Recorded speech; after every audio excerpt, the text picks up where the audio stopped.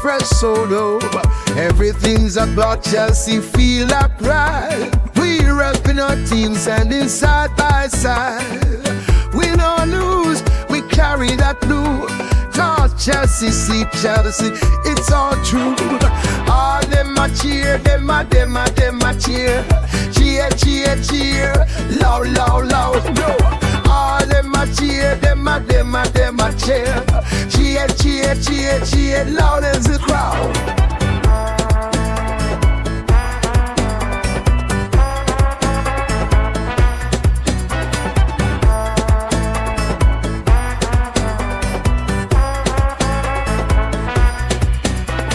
In the stands we jump and sway, feel the beat. Got that rhythm in our hearts, can't take defeat. Every match we rise, watch the game unfold. Blue blood running deep, our story told. With every win we celebrate our crew. Chanting songs for Chelsea all day, it's true. All them a cheer, them a cheer. Cheer, cheer, cheer, loud, loud, loud, no one. All them a cheer, them a cheer. Cheer, cheer, cheer, cheer, loud as the crowd. So the banners fly high under the sun. Every player on that field, together we run. With each kick we feel the passion ignite. For Chelsea our hearts shine forever bright. All them a cheer, them a cheer. Cheer, cheer, cheer, loud, loud, loud, no one. All them a cheer, them a cheer. Cheer, cheer, cheer, cheer, loud as the crowd.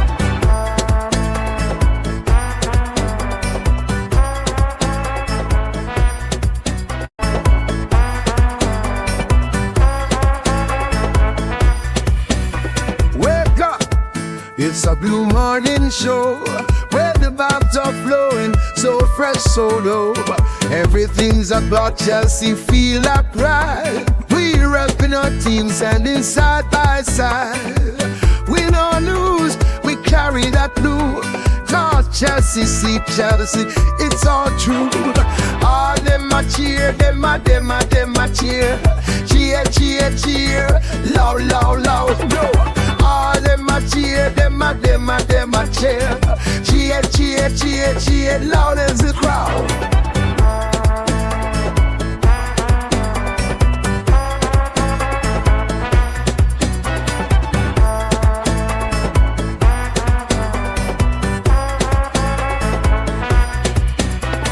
In the stands we jump and sway, feel the beat. Got that rhythm in our hearts, can't take defeat. Every match we rise, watch the game unfold. Blue blood running deep, our story told.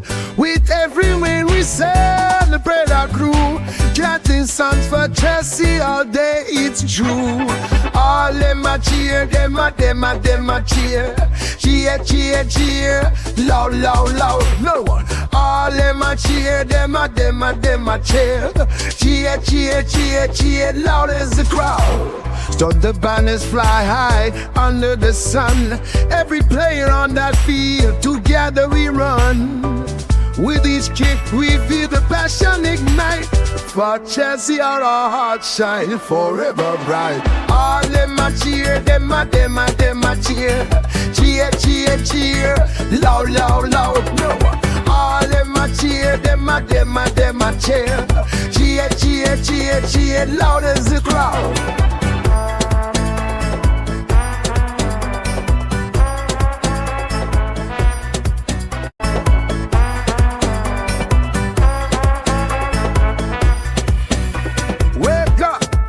It's a blue morning show where the vibes are flowing, so fresh, so low.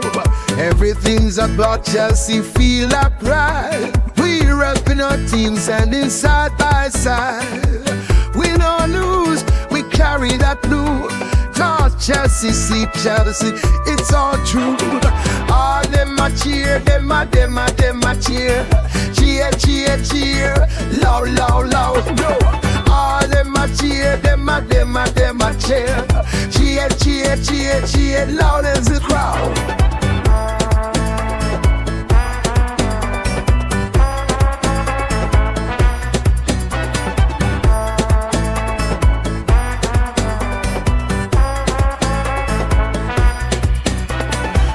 the stands we jump and sway, feel the beat. Got that rhythm in our hearts, can't take defeat. Every match we rise, watch the game unfold. Blue blood running deep, our story told. With every win we celebrate our crew. Chanting songs for Chelsea all day, it's true. All them a cheer, them a cheer. Cheer, cheer, cheer, loud, loud, loud, no one. All them a cheer, them a cheer. Cheer, cheer, cheer, cheer, loud as the crowd. Stop the banners fly high under the sun. Every player on that field, together we run. With each kick we feel the passion ignite. For Chelsea our hearts shine forever bright. All them a cheer, them a cheer. Cheer, cheer, cheer, loud, loud, loud, no one. All them a cheer, them a cheer. Cheer, cheer, cheer, cheer, loud as the crowd.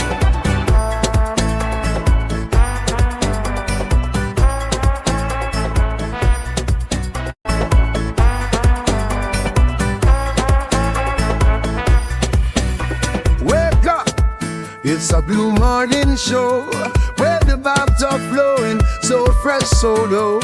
Everything's about Chelsea, feel like pride. We repping our team, standing side by side. Win or lose, we carry that blue. Cause Chelsea, see Chelsea, it's all true. All them a cheer, them a cheer. Cheer, cheer, cheer, loud, loud, loud, no. All them a cheer, them a cheer. Cheer, cheer, cheer, cheer, loud as the crowd.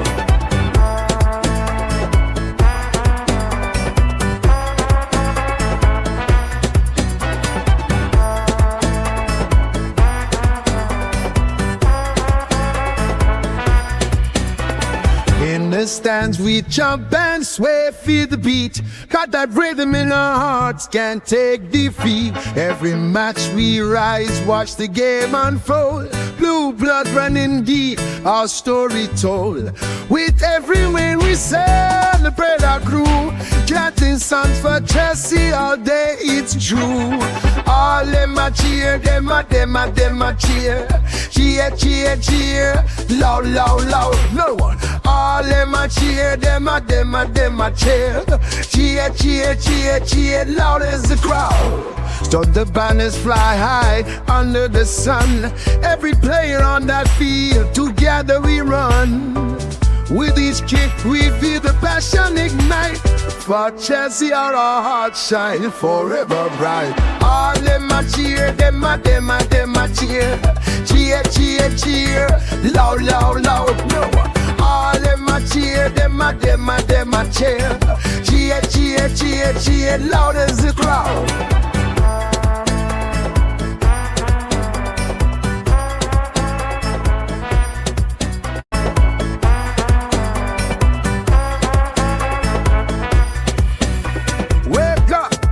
It's a blue morning show where the vibes are flowing, so fresh, so low. Everything's about Chelsea, feel like pride. We repping our team, standing side by side. Win or lose, we carry that blue. Cause Chelsea, see Chelsea, it's all true. All them a cheer, them a cheer. Cheer, cheer, cheer, loud, loud, loud, no. All them a cheer, them a cheer. Cheer, cheer, cheer, cheer, loud as the crowd.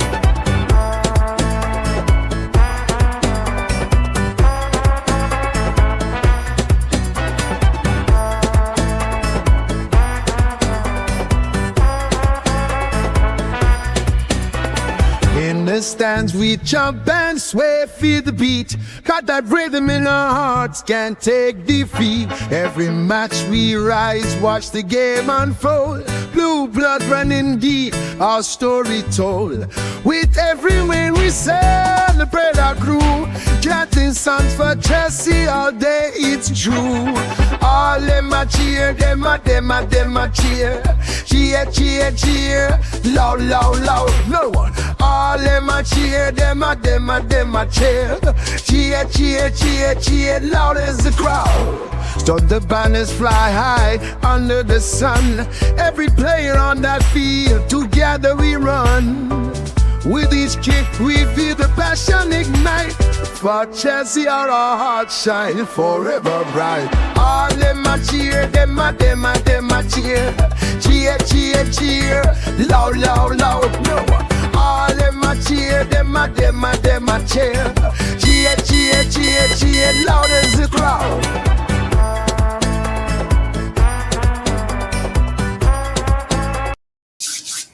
Yes, good people, big up to all of you. Welcome back to Chelsea Perspective. Welcome for another Chelsea match preview show. I do hope you're all doing well. And for today's edition, or maybe episode, we will be previewing Chelsea's game against Bournemouth away.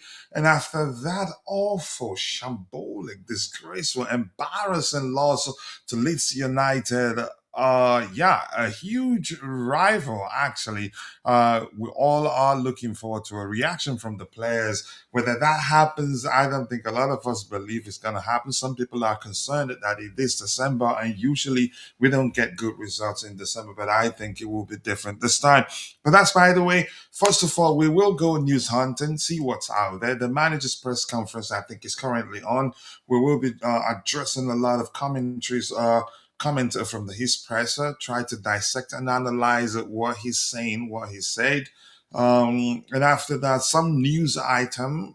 Vince isn't posting anything about the presser, so I'm going to go to my other go-to guy in a Blue Dodger, Chelsea Dodger, the Blue Dodger, another guy I trust. But that's by the way. I do hope you're all doing well. Thank you so much for finding the time to join the conversation. And let me see the first person in the chat. Somebody, I don't like Jay. Big up to you, Jay. Thank you for finding the time to join the conversation this particular morning. It's still 4:18 a.m. CST my time. Before I continue, pardon me, please. I need to take a sip of my coffee before I lose my voice. And so that I can wake up properly because it's still 4 a.m. for me, and I woke up earlier, 30 minutes earlier. And by the way, I do make good coffee. All right, let's see. I think we'll go through it and then come back and refresh, because probably as we address the ones we're seeing on the screen, definitely would see he will be adding a lot more from the presser. I would have loved to be on my bros Vincent's timeline, but he's not posting anything right now. So Enzo Maresca was asked, is more experience needed? And he says, we're always talking about experience when we drop points, but when we beat Barcelona and drew with Arsenal, no one is talking about experienced players. This was not, that wasn't the reason. Okay, let me see. This was not the reason. We have experienced players, one that was suspended and one who has an injury, who was the most experienced player for us in the week. Tosin did. He played good. So it's not about experience.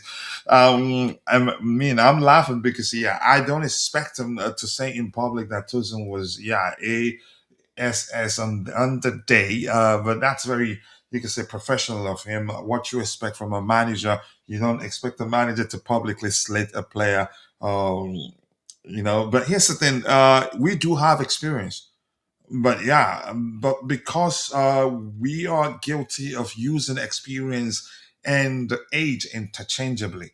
Even if you think our players are maybe 2 years ago they weren't that experienced, but now they are very experienced, and the best thing to do would be to keep them together. And if as they continue to grow together, at some point everything will fall into place, and they'd be unbeatable. They'd be world beaters. So. I'm glad he said that. We do have experienced players, but that doesn't mean if we see a very good experienced player that we think can help nurture the young players we have, we're not going to do that. But I think he had to answer it that way, and I like that, really. Enzo Maresca is asked the question, was he surprised by Leeds' performance? I was very surprised, no doubt, but because I expect more in general in all the aspects. We analyzed all the small details, and we were aware we played against Arsenal with 10 men for an hour. That's a factor too to consider. For an hour, in some moments we struggled, but not for the entire game. I'm not sure. I really don't want to talk about that game, but of course they're going to ask him questions. And here we see Enzo Maresca is asked about too higher expectations. And he says, for sure, our situation, we have players because of their history that we need to manage. We have 4 or 5 players we need to protect and manage. I would like to play all the games with Reece James, Pedro, Moises Caicedo, even Romeo Lavia, but it's not possible. So we try and find a different solution. In this case, the solution, um, rotation, rotation, not to overplay any of the players. And I look, I didn't complain when I didn't see what's his name, Wesley Fofana on the pitch against Leeds United, because that would have been a huge risk. I'm surprised that he's still fit. Actually, he's played how many 90 minutes game? I think 3, and or maybe at least 2, but he's still fully fit. The manager just had to rest him. So rotation is the only thing. The question is, are we doing it correctly, or are we you can say overdoing it? But rotation is definitely important. Jen says, I hope you're having the minimum 6 hours night sleep. I think I am doing my best. Yeah, I am. If I don't sleep, I usually get space to sleep during the day. Do a few, you can say, some coding work, and then get some sleep. But yeah, but I'm working on making sure every time I go to bed, I get at least 6 hours. I don't want it to later on catch up to me in a very bad way. Thank you, Maya, the rapper, for reposting the stream. Sincerely do appreciate you. I cannot thank you enough, my bro. We haven't spoken in a while, and I do hope you're good. Let's see. Tosin Pathetic. We should sell him in a body should then get a new centre back. The Wise, I'm not sure what the club will do. But I think eventually he's going to leave. He's looked bad. At first, I thought it was just because, yeah, he was coming back from you say spending a long time on the sidelines. But yeah, something isn't quite right, because he had a good season with us last season. His first season, he was brilliant for us. Led, he was he's still one of the leaders, because performance don't define whether you're a leader or not.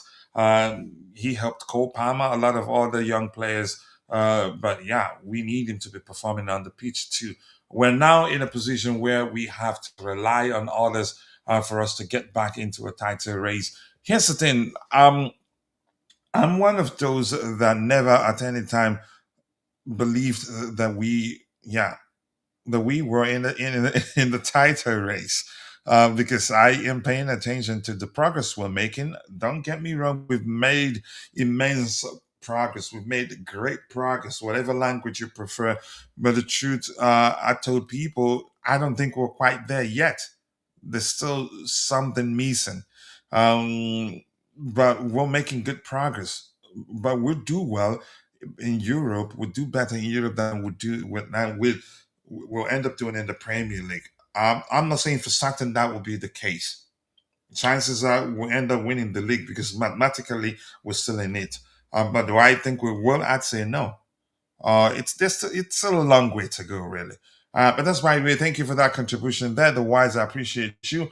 Enzo Maresca is asked about, yeah, I think we've addressed that. And here, Enzo Maresca on Bournemouth challenge. Bournemouth will be a similar game to Leeds. That is why we need to be better. Leeds was very intense, and they were actually as intense as they usually uh, show. Honestly, as I've observed, they were, in my opinion, on papers not as intense as they usually are. Why? Because they knew before that game that we'll have majority of the possession, If they run a lot, they'd be exhausted by the time the first half finishes. So that was, you could say, a good plan on their part, and it worked. So probably we weren't seeing the usual high octane football that they play from them, and that in some way startled us, in my opinion. Enzo Maresca and Bournemouth challenges is so the latter part of this particular one says the Leeds were very intense. They were. I think we've done that. Enzo Maresca and Josh Achampong regret. One of the regrets I have after the game is that I didn't play with Josh. I like this man's honesty. I do like his honesty. He doesn't sugarcoat it. If he makes some mistakes, he takes responsibility. And he says, one of the regrets I have after the game is that, yeah, I didn't play with Josh. The reason why we played with Trevor, Benoit, and Tosin was because we saw long balls to their strikers. But even that, we lost most of them. So that's a way. That's you can say. I don't. You if you're waiting for him to still say, you can say straight up that Tosin was shit on the day. Then you have something wrong with you. There's nothing else that screams Tosin and Badia Shile were both shit on the day than what he said here. Yeah. So you don't expect he's not that sort of manager that will in public slate a player or you can say bash them for their performance. He will protect them. Except if in the moment he angrily says something that reflects the fact that he is angry. And I did tell people during the match review show that I think it's about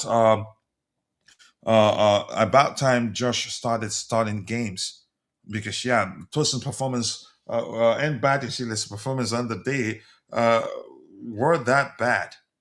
So the manager, he no other option than to give to Josh minutes. Even I wouldn't mind seeing Josh on the pitch, Fofana on the pitch, and Trevor Chalaba, and Josh can actually operate on the left hand side. He's that good. I was never concerned about. You can say the kids are playing time. It's just that, if Tosin isn't performing and he's making a lot of mistakes as if he's still a 17-year-old, why not? We might as well give the 17-year-old the minutes, as Vince did say on X. He can make those mistakes and would know, he's just 17. And he needs to make those mistakes, learn from them, and grow. But that's by the way, I have my bro, my South African bro, who owes me tons of commodity beer. Whenever I get there, I'm gonna drink a lot.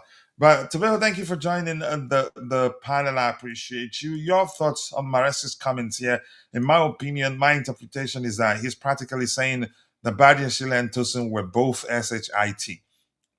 And he's regretting not starting Josh on the day, which means from now on, I think we'll be seeing him, except if rotation means that he rests for the game after the one we're playing on a given day. But let's see how it's available. Yeah, I remember yesterday I told you the reason why was playing Tosin, Trevor and Tosin is because of their strikers. They're Hmm. one of their physical strikers, and also really they are good. But and Enzo Maresca just admitting today that after the game, his center backs were shit Hmm. Thanks for the because French. yeah. Because of what happened during that game, and clearly he's not happy. And they asked him on the press conference about the players, and then he said he didn't see the players. He's going to see them today. So clearly he was upset after that game. So I'm glad he got that in him. As a coach, you need to do that. Sometimes you need to show these players that you are upset about their performance, and we need to do better than this. I do agree with you. Jay is on the panel. Jay, big up to you and thank you for finding the time to join me on the panel. Your thoughts on Maresca's comment on Josh. First of all, as I've said already, I appreciate his honesty. That's one of the things I like about him. He doesn't double down. If he makes mistakes, he accepts a responsibility and makes it clear that that was a mistake. I'm not sure I'm going to make such mistake again. I like dealing with people that are that have the, you could say, capability of accepting responsibility, because not everybody, all everybody, not again, people, people are not too many people are like that. But Jay, thank you for joining us on the panel. Your thoughts on that comment from the manager? Big up, coach. Big up to you. Big up to you too, Uh, brother. um, Look, obviously, you all know my thoughts on the Leeds game. I was very visible on the group chat, and it was frustrating. Hmm. So that's a good start for the manager to take the responsibility. That's the first step towards a correction. So I think taking the accountability is obviously the first measure before, rectifying it in some other means. So it's good. It's good. I think I mentioned it on the stream a few days back that he's a good learner and quick learner. So that's one positive aspect about him. But that also implies that he's also a learner in this process, like the players, which for the club is and for the fans is always and obviously a frustration because we have to suffer together in this thing. We don't have the ready-made players, we don't have that ready-made manager. He has his positive sides as well that we see that he is quite good in big matches. He manages it wonderfully on the big occasions, especially when we are the underdogs and when people are not really, uh, respecting Chelsea. So he does really good under those situations. But he also has his negatives as well, and which we see that whenever we play mid-table teams, and specifically I'll mention the newly Is that promoted teams. necessarily down to him, the manager, or maybe the tools he's had to work with when dealing with such, you can say, the so-called mid-table teams or teams that defend deep?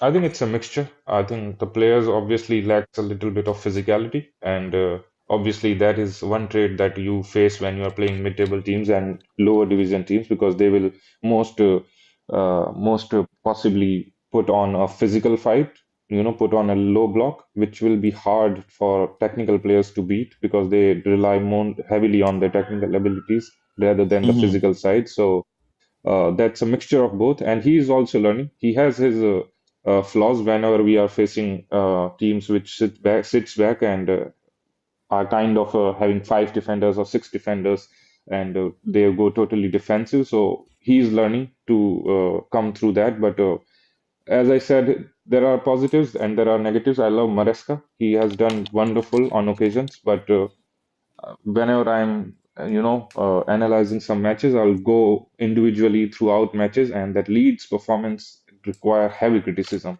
from top to bottom with the manager, with the players. Everything about that match was so bad, and it was embarrassing for the fans. And I'm pretty sure that Maresca was not happy at all. We are seeing it through the comments as well that he was also disappointed, and I think Bournemouth match will be a great. Opportunity for them to rectify it and win over the fans again. So yeah, good comments by him to take the responsibility about the Joss, conundrum about Joss Chimpong, which we also on X and YouTube that fans and everyone are not happy with. So he's taking the responsibility, which is a good thing. Yeah, And I just mean, go ahead.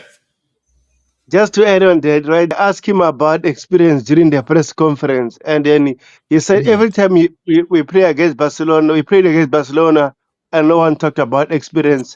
We played against Arsenal, no one talked about experience. We lose to Leeds, and then everyone talk about experience. And he said, uh, Tosin, I mean, Tosin, Trevor Chalaba, and Barry Barichile were there. So why you guys talk about experience? Clearly, he was frustrated. Those players are experienced, and they should do better than what Which they was, did which against was, Leeds. you could say that was also the main driver of our frustration. That the mistake was made by one of our most experienced players on the day. That, yeah, go ahead. That's the thing. That's why I said every time we lose, everyone is talking about experience, but when we win, no one cares. So clearly, this guy, for the first time seeing him like this, he's so frustrated after that game. Clearly, everyone, we are so mad that we are horrible during that game. So hopefully, against Bournemouth, we see much better than this. Yeah, Yeah. I hope so. And big up to you to Temidayo Luarokemi. Nice to see you, Badu. I do hope you're doing well, brother. Thank you for joining the conversation. Yeah, big up to you too. And here, Enzo Maresca on Achimpong. I think we've read that one. One of the regrets, clearly accepting, yeah, that he made a mistake on the day. Enzo Maresca is asked about lack of leadership in your squad. This is no different from asking about experience, or maybe slightly different, maybe or different, maybe. And it is not that. I love the young squad. I love the young players and the squad I have. I don't think we lack leadership right now. I don't think so.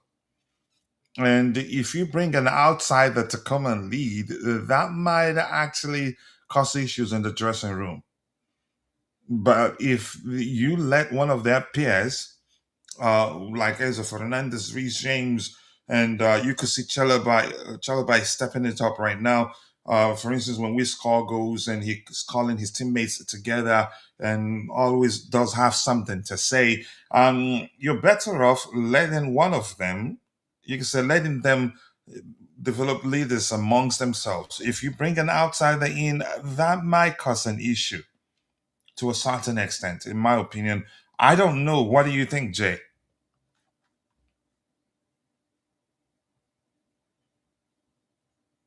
And while I wait for Jay to speak, Tabeho, you can come in and answer that question. I think even his response to that question, for me, indicates that yeah, maybe he understands that bringing in an outsider to come lead the squad, I think would create some issues, in my opinion. But let's hear you, Tabeho.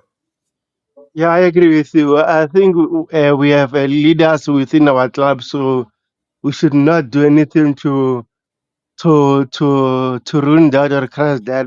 Even Robert Sanchez said I is part of the leadership team, so don't ruin what we have at the moment. We just need to fix our mistakes and then take accountability all the time. I agree. I don't think it makes sense because yeah, they're better off. You could say you would be better off things, um, letting things you say materialize, letting the leadership thing, or maybe for lack of a more relatable language, then materialize on its own. Because if the leaders emerge from within the current squad, they know the players personally. They know them. They know them more than an outsider or maybe than a newly signed player, who you could argue the only leadership they bring is their experience. It just doesn't make sense. So let them continue growing together. Leaders will emerge amongst them, and we're seeing, yeah, there it's happening. Really, it's happening. Yeah, more likes, people, more likes. Keep dropping the likes on the stream. The likes that do go a long way. 17 people on YouTube in total, 41 people following the show, 17 on YouTube. The rest is shared between X and Facebook, or that equally. Coachila doesn't know, but it's 17 people. Okay, yeah, half of you. But keep dropping the likes on the stream, people. The likes do go a long way. We're experimenting, we're learning a lot. I'm not too sure whether if it is usually the length of the show, because usually by then we get into 2 hours plus, we'd have 100, 200 plus people following the show at the same time. But I'm not too sure whether it's the length of the show or maybe the timing. Maybe towards the end of the show is usually for it overlaps into a time where a lot of people usually want to join the show. But that's by the way. Let's go. Enzo Maresca on rotation criticism. Most of the rotation we do is because the other ones cannot play. We have players in the moment that are not able to play every 3 days. I understand that. And if anybody questions why the manager rotates, then maybe you should go follow another sport because you don't understand how football works. You don't understand that these guys are humans, so that you don't understand that we have a lot of players. You could argue that if we push them, if they play that many games, they get injured. Or maybe you don't understand that if we persist and push them, get them to play that many games, they get injured, that would be worse off than we are currently. Yeah, you could just look at it yourself. Look at it. We don't have I think it'd be accurate to say we don't have any traditional six right now, or any other player that's capable of fulfilling the number six role as effectively as Moises Caicedo does. Dario Osugo, who is the closest to him, isn't available for selection. And we still want the manager to keep, you can say, few of them players, maybe let me say, keep driving the bus until the wheels fall off. It just doesn't make sense. The question should be, is he doing it correctly? Or should he look at the 2 11s so that he rotates and balance it a bit, not let one of them be that much better than the other, and the other one, once we see them on the pitch, with no, yeah, this is a much weaker team than the team, the 11 that played the other day. So he can balance it out, have players on the pitch that he can bring on if need be. You understand?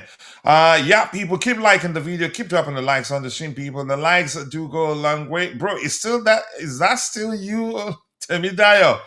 Keep liking and subscribing to the channel, guys. Invite your friends and let's take the likes up. Let's make it happen. The likes do go a long way. And yes, we still do back for likes.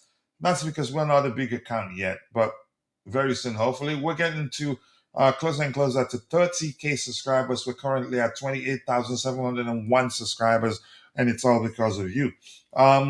So yeah, I don't know. Rotation is key. I'm not sure why a lot of people don't understand. And as I did say yesterday, uh, if you're saying the manager doesn't need to rotate, then I don't want to have a conversation with you.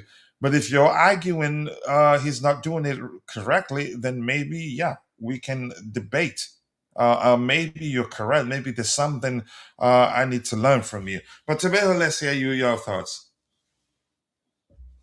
Yeah, I'm all good. I like the next comment that you're about to read about. I didn't see the players yesterday. Blah blah blah. Mhm. So I really like this comment. Kelly Like, Enzo go ahead, go ahead. Maresca. You can address it, then I already know you can address it.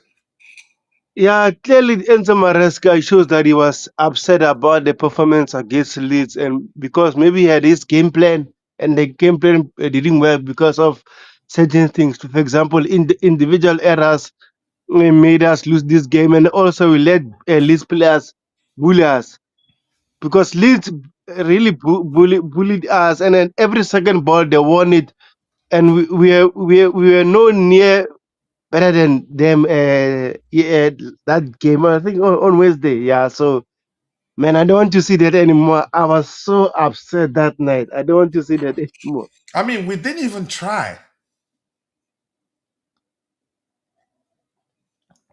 It was annoying, really. We didn't even try. And no jokes. I'm gonna stop this poll now because I'm gonna use the poll to beg for likes. It reads: should Maresca start Action Bong against Bournemouth? 78% of 18 votes says yes, and 22% of 18 votes said no. Start Fofana and Chalova. I wouldn't mind that pairing, but we could. I don't think it makes sense to have three of them on the pitch. We already see it that, yeah, not all our CBs are good enough. So why put all the eggs in a single basket and risk something happening to them at the same time? So yeah, I'm gonna end this poll. I'll come back, put up a poll to beg for likes. We do that. So by the way, the comment that Tabeho just addressed, I'm gonna read it out, and he reads, I didn't see the players. I didn't see the players yesterday, but I watched the game back. We did many things bad. Probably we also paid the price of playing with 10 men against against Arsenal for an hour. Leeds away can be more complicated in some ways than others. This is not him making excuses, but definitely the fact that we had to play 15 minutes plus against Arsenal is a factor, because some of the players that played in that, they were on the pitch one day. It's a factor, and they're humans. But yeah, I'm glad why am I saying I'm glad? It's his job, and I trust him to go look at it, still look at it even more, to figure out how to deal with such situation better next time. But that's why, anyway, keep dropping the likes on the stream, people. The likes do go a long way. Let's get the likes up, people. If you haven't, and also do subscribe to the channel. Enzo Maresca on Romeo Lavia. It's a muscle problem. We don't know yet when he can be back. We don't know whether it's long or short term. That is serious, really. Enzo Maresca on reaction from Leeds defeat. Since the end of the game, I didn't see the players because we came back from Leeds yesterday afternoon. I will see the players soon, and we will have time to focus on tomorrow's game. Yeah, moving from it, and yeah, let's see. Enzo Maresca on team news, just Moy is suspended, and then we don't have any injuries. Does that mean that Isugo is back? Did you hear anything to that effect, Tabeo? No, they No, didn't I ask don't him think. about Ensugu. Yeah, I think Oh, the okay. reporter asked him about Jay, any new injuries. So there's no new injuries. The old ones of Lavia and Isugo is still there. okay. So to be more specific, the question is there whether if there are any new injuries, and he said no. Yeah. So Isugo did suffer a setback, right? That's according to what one of the items were addressed the other day, Yeah, I didn't he? think he was recovering well, but then maybe he was training a little too hard, and that set him back for maybe 2 or 3 matches more late than the ones that he was supposed to come back. So he'll be out for a while. Okay. Yes, people keep dropping the likes. And the shame the likes do go a long way. What else do we have here? So let's go. I did see a few Did stuff that we I wanted us to add. Go ahead. did we address the rotational? Uh, Yeah, go ahead. I was the waiting for you. Do you have anything to add to that? Yeah, I think there are two different things, Coach. First of all, I actually don't agree with the people, which there is a huge section that just criticize for the sake of criticizing, and they don't have Mhm. anything to add to it as a solution. So I totally am against the ones who are lacking any solution and just pointing out problems. I don't think that rotation was the issue. Personally, I don't think that was the issue. And if you think that rotation was the issue, then you don't understand the dynamics of the game. It's not possible for a team like Chelsea, especially where we have key players, Because four or our five case key is players. even more with that's especially the case when you talk about Chelsea, given our injury record. Go ahead. Yeah, we have a backbone, a core of players which are very important to us, and unfortunately, they all are the ones who have suffered long-term injuries or recurring problems with injuries, so they cannot play 2 games in a week or 3 or 2 games in 10 days. So it's very unfortunate that we have such players, the likes of Reece James and Fofana. So we have to take care of them. But contrary to rotation, I think rotation was not the issue. To be specific with Maresca, the problem was the team selection in few areas. I Absolutely, I think, agree. yeah, I think, look, the merit says, I agree that Leeds have height issues. They have tall players who can attack aerially. So his thinking of putting Tosin and Badiashile there was on paper right, because Tosin is one of the tallest players that we have in the staff, in the And squad. he was Uh, good really last season. he was good last season, yes. So on paper, that was a good choice, but it comes down to this season. He cannot win any aerial duels. He has been so bad aerially. It really baffles me that a tall player like Tosin is unable to win a single aerial duel. He's been dominated by shorter players. If you remember the offside goal that Leeds scored, Tosin was at fault. So you need to look at merit. Yes, Dawson could have been the right option on paper, but merit says that he has been awful throughout the season in all the matches. In all the matches that he has played, we have considered a lot of goals.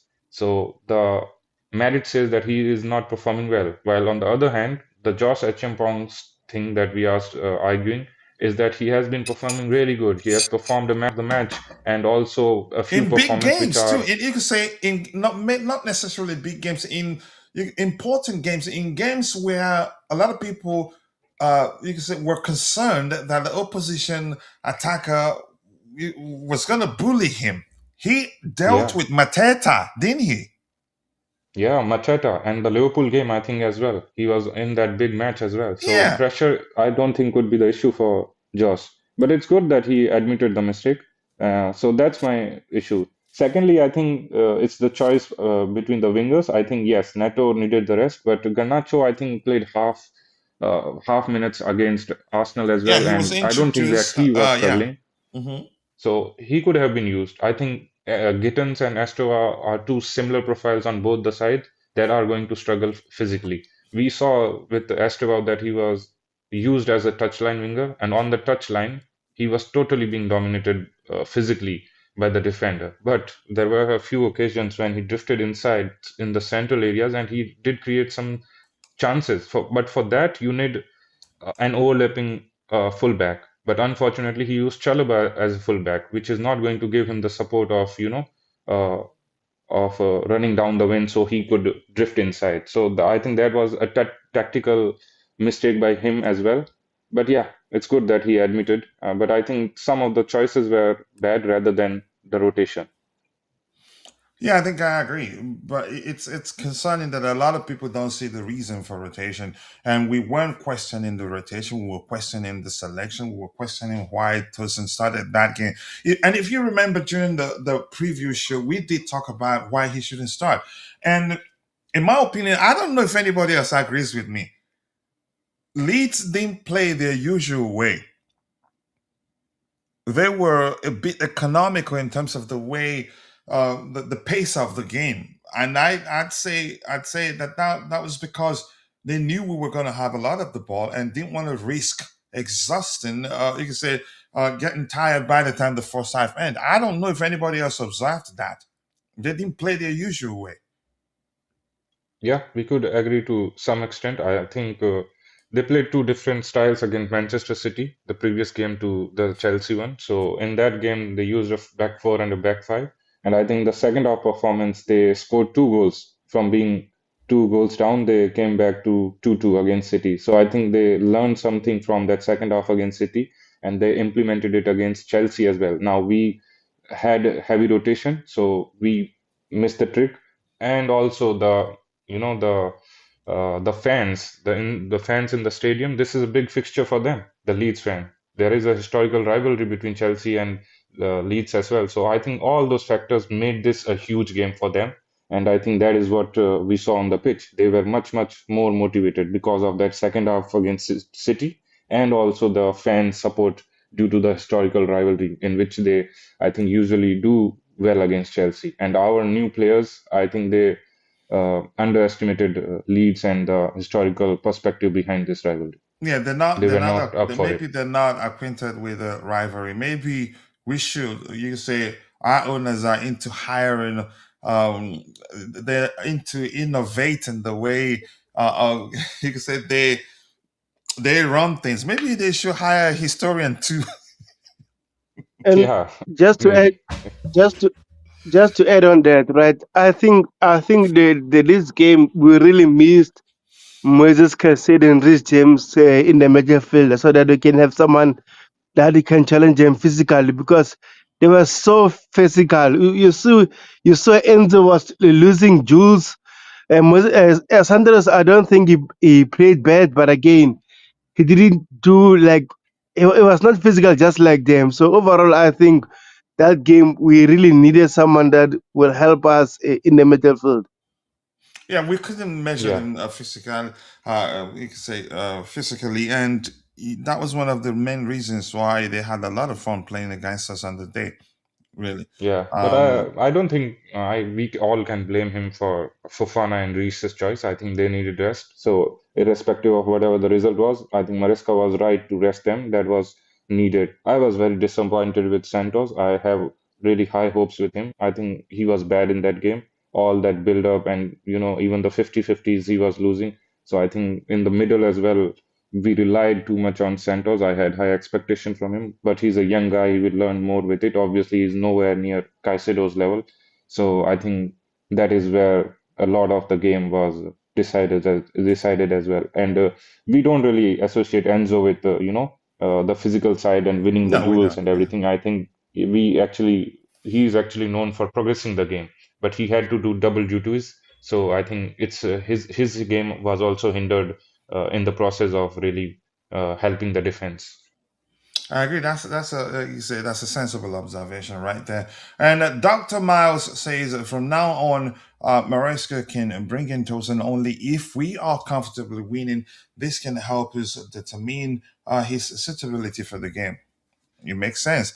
CFC Eugene, nice to see you, my bro. I do hope you're doing well, my sister. Thank you so much for finding the time to join the conversation. Let's talk about this, Jay. That loss, you could say. I mean, you could call it what's the language I'm looking for? A wake up call, if you like, or maybe something just in time. What's the term I'm looking for? I think it happened at the time where you could say it's not that bad yet, but there's a lot to learn from it. It's a wake up call, maybe. But let's hear you, Jay. I think we'll learn from it. I think it changes a lot because Maresca, I don't think I get it. People will still say every time we play against teams that defend deep, he makes some mistake. I'd say he learns. I've seen things that he's done and done differently that reflects the fact that he hardly ever repeats his mistakes. I think that's a lesson just in time, in my opinion. But let's hear you. I think that would change a lot for us going forward. That's the only positive from it, that it happened at a time when you can argue we'll learn from it, and it will help us do better for the rest of the season. But let's hear you. Yeah, I think I agree with it. The only thing that you can take from a loss is learning. That's the one thing that you can always take from a loss. And I think this one was significant as well. I think for the fans, for us, including me, and I think for the coach as well, Mariska as well. Look, I think we all knew that the quality in our squad, the overall squad, is not that great, but it's this down, I think, this low. I think that was exposed against Leeds. We had our issues against, if you remember, the Quarterback match and also the Lincoln City match in the EFL. I think we saw in those matches that some of the players who are, not starters, who comes from the bench, when they are given the opportunities, they are not up to that quality, but they can do their thing, and maybe we can progress. Against Leeds, I think it highlighted the need for a quality squad like Arsenal has, that we cannot really trust these guys in the Premier League games. So I think it exposed our weaknesses more about the quality in the whole squad. I mentioned it in the group chat as well that we have a very, very strong 11. The first 11 is quite good. They can take on any side and we can beat any team on the planet on a given day. But the ones on the bench, I think they are significantly raw, and expecting anything more from them, especially when they are assembled together and the main team is all together not available, I think then we are not of the required quality. So I think it was a wake-up call, and I think Maresca will be more wise in rotation. I think he will use mixtures, and maybe he will unfortunately have to take the risk of overusing James or Caicedo or even Fofana, even when the occasion is not that big or when they needed rest. I think he will now take more risk, which is obviously not the ideal thing to do, but I think he will use them more now. He will take a risk with them more often. I agree. That imbalance you talked about was one of the reasons why I said maybe if he you can say he has two sets of 11s that he rotates, then maybe he should balance it out and not just have the best players in one and have the maybe perceived inferior players or not fully integrated or maybe raw players, as you called them, in the second 11. If that's the case, every time we see that second 11, you can expect disjointed displays or maybe below. They're not going to their performances will never measure the usual performance we get from the first 11. So maybe balance it out. You can always have the best players on the bench, even when the other team plays, in case you need them. But I think maybe it's unfairly, uh, you could say, in favor of the you could say, first 11. Honestly, I don't think it's okay. But Tabejo, I don't know if you want to come in with regards to The rotation thing. That's the topic we're on, right? A lot of stuff is distracting me here. You there, Tabel? Okay, we can't hear you. So I have Brianni Yahayu, aka Chelsea.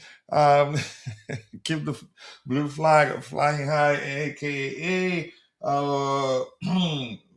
Mark the Spot, okay, aka Contender FC, Jackson FC, Copama FC, and Vivel FC. The list goes on. I actually missed a few that I can't remember. And yeah, but nice to see you. He says, what's up, bro? You with me? Untoasted out. Houston, I'm not, I don't think you'd ever see me start screaming a player out, but if we can sell him, I'm okay with it. I think it's not looking good, and I'm predicting that it'd be difficult for him to recover from it. Even if he does, as an individual, even if he does recover from it, if he makes one mistake, if he performs, you can say plays well in 25 games, and in the 26th game he makes a mistake, the fans will turn on him. It's gotten to that level. So I think you could argue say probably yeah. It's not. I I think he won't be long, and we'll see him leave Chelsea, and that's a small opinion. I think it's gotten to that that point where Can you hear me now? yeah, crystal clear. Oh, okay. Like I said, I'm with Save Sea Shed. I'm tossing out right now because this guy really messed up our chances every time he played this season. Uh, he always had mistakes in him. I don't know what is happening with him, but I don't know either. hopefully can overcome that, but not at Chelsea because we really need upgrade from Tosin and Barichile. And my issue with Barichile is not of he's playing style. I mean, the issue is that he's not available when we need him. Always injured. So we need players that are always available. So let's see what will happen. Hopefully in January, but again, I doubt they're going to buy anyone in January. Yeah, I doubt that. But we see fundamentally blue says good morning. Good morning to you too. I'm still about the Leeds game. No shots on target in the first half. Only two shots in the whole game is shocking. Yeah, a lot of stuff about that game you don't want to see them. And honestly, yeah, lagging. Not sure if my end or your end might be mine, but mine looks okay. My signal is 100% strong, so might be your end, might be mine. There's no way to tell. But what I'm seeing here, the signal is really, really strong. We had a good team, a team B last season. Maresca failed to manage. Did he really? I think he did his best, in my opinion, and which was why some of those players wanted to leave because yeah, they wanted to be starting every game. So I wanted to be part of what they perceived as the first team, in my opinion. Again, yeah, it is what it is. Um, I Yeah, go think ahead. I think I think it needs to be mentioned also because in reference to this comment as well that remember we were playing Conference League, so any B team was going to be good in that tournament. So it's not on Maresca. I think it's more on the quality of the squad. So I think that was also a perception that is getting more and more. We play in Premier League and Champions League. That is getting faded away. That this team needs more quality addition because the Conference League and Premier League that we played last year, I think that that created an image in a lot of fans and maybe in the ownership as well that this team is good enough to deal with multiple competitions, which obviously is a big, big difference when you come into Champions League quality and Conference League quality. So I think people need to see the difference now that Yeah, we need yeah. upgrade. And I don't think it's accurate to really say he didn't manage the perceived B team well. Like he did very well, which was why they got us to the final. Yeah, he managed them very well, but some of the players wanted to be playing in the Premier League and not in the Conference League. Last season we had Nkunku Felix. We had Nkunku Felix, good quality. Maresca failed to utilize that team B effectively. I disagree, but you're entitled to your opinion, and if that's what you believe, knock yourself out. But I don't believe that's that's the case. He managed them really well, and those players wanted to be starting in the Premier League rather than the Conference League. Yeah, That's a small opinion. Yeah. I think the manager demands and deserves players that are good for their system. All these players, including Felix, which was my favorite at one time, all these players that he's mentioning, Nkunku, Felix, these are not good off the ball. They are not really, uh, apt for the system and the style that Maresca plays, and hence why they were not being used that much. Nkunku and Felix are not really providing the team off the ball work rate that Neto and Garnacho and the likes of these players do. Hmm. Yeah, I agree. Yeah, too many AKAs, you do know, right? Tosin for Nigeria in African is a dream coach of. No, I don't want him. He should remain an Englishman. That's Damn. because I think we have younger talents that would do better. I think if he struggles in the Premier League, he's definitely going to struggle in AFCON. They will bully him off the pitch. Did he did And he Khan did he says, get the call up? sorry. Did he get the Nigerian call up? Was he No, called up to the no, I don't think they call him. I don't know, but because yeah, here's the thing. They pay attention to, again. I think probably they wanted him when he was younger, and he's like one of those that usually don't accept or they don't take the opportunity to represent the Super Eagles because yeah, they at the time had hopes to play for the English national team. And when that doesn't happen, that's the only time they start paying attention, or maybe they start showing interest in representing the Super Eagles. And the fans know, and they don't want that because there are good correct players. They have correct me a lot of correct me if talents. I'm wrong, coach, Yeah, go ahead. but I think he just shifted his preference to Nigeria from England, right? I think he was playing That for. just rumors at the time, and Okay, he was in okay, good form at the time. Had he done that, I think he'd be playing for the Super Eagles now. But it wasn't true, no. and I think even Hmm. he had to clear the air by saying no. He still hasn't decided, Okay. but I don't think they'd want him now, in my opinion. And Khan here says our likes or dislikes for players mean nothing because Premier League is a brutal league, and on-field displays separate those who can make it at this level and those who cannot. You cannot run away from it. Let's see. The fact is, we're not good enough yet to win the league. I mean, I've said that before. That's not to say certainly it's not going to happen. Never say never. No, that's why we have what's called underdog in football. I believe all this is overreacting. No matter, it's yes. Then when it's one incident, then yeah. But when it's two, three, it's a pattern. At this level, you say one is already a problem, but three mistakes. Do you know how many errors he's made? I think five in total this season, leading to us conceding goals. That's a lot. If it was just one, yeah, it's normal. He's human. Or even two, maybe acceptable. But five, and no, come on, man. I don't think anybody is overreacting.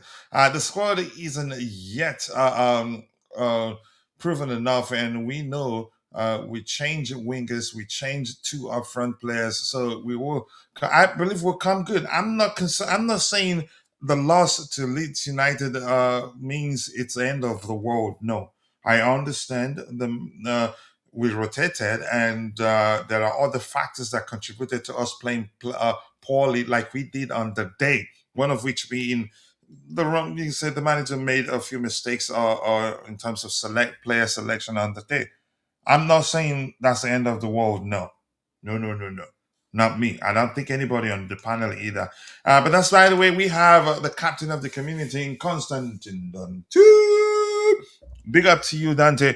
Where do you want to come in before we get to?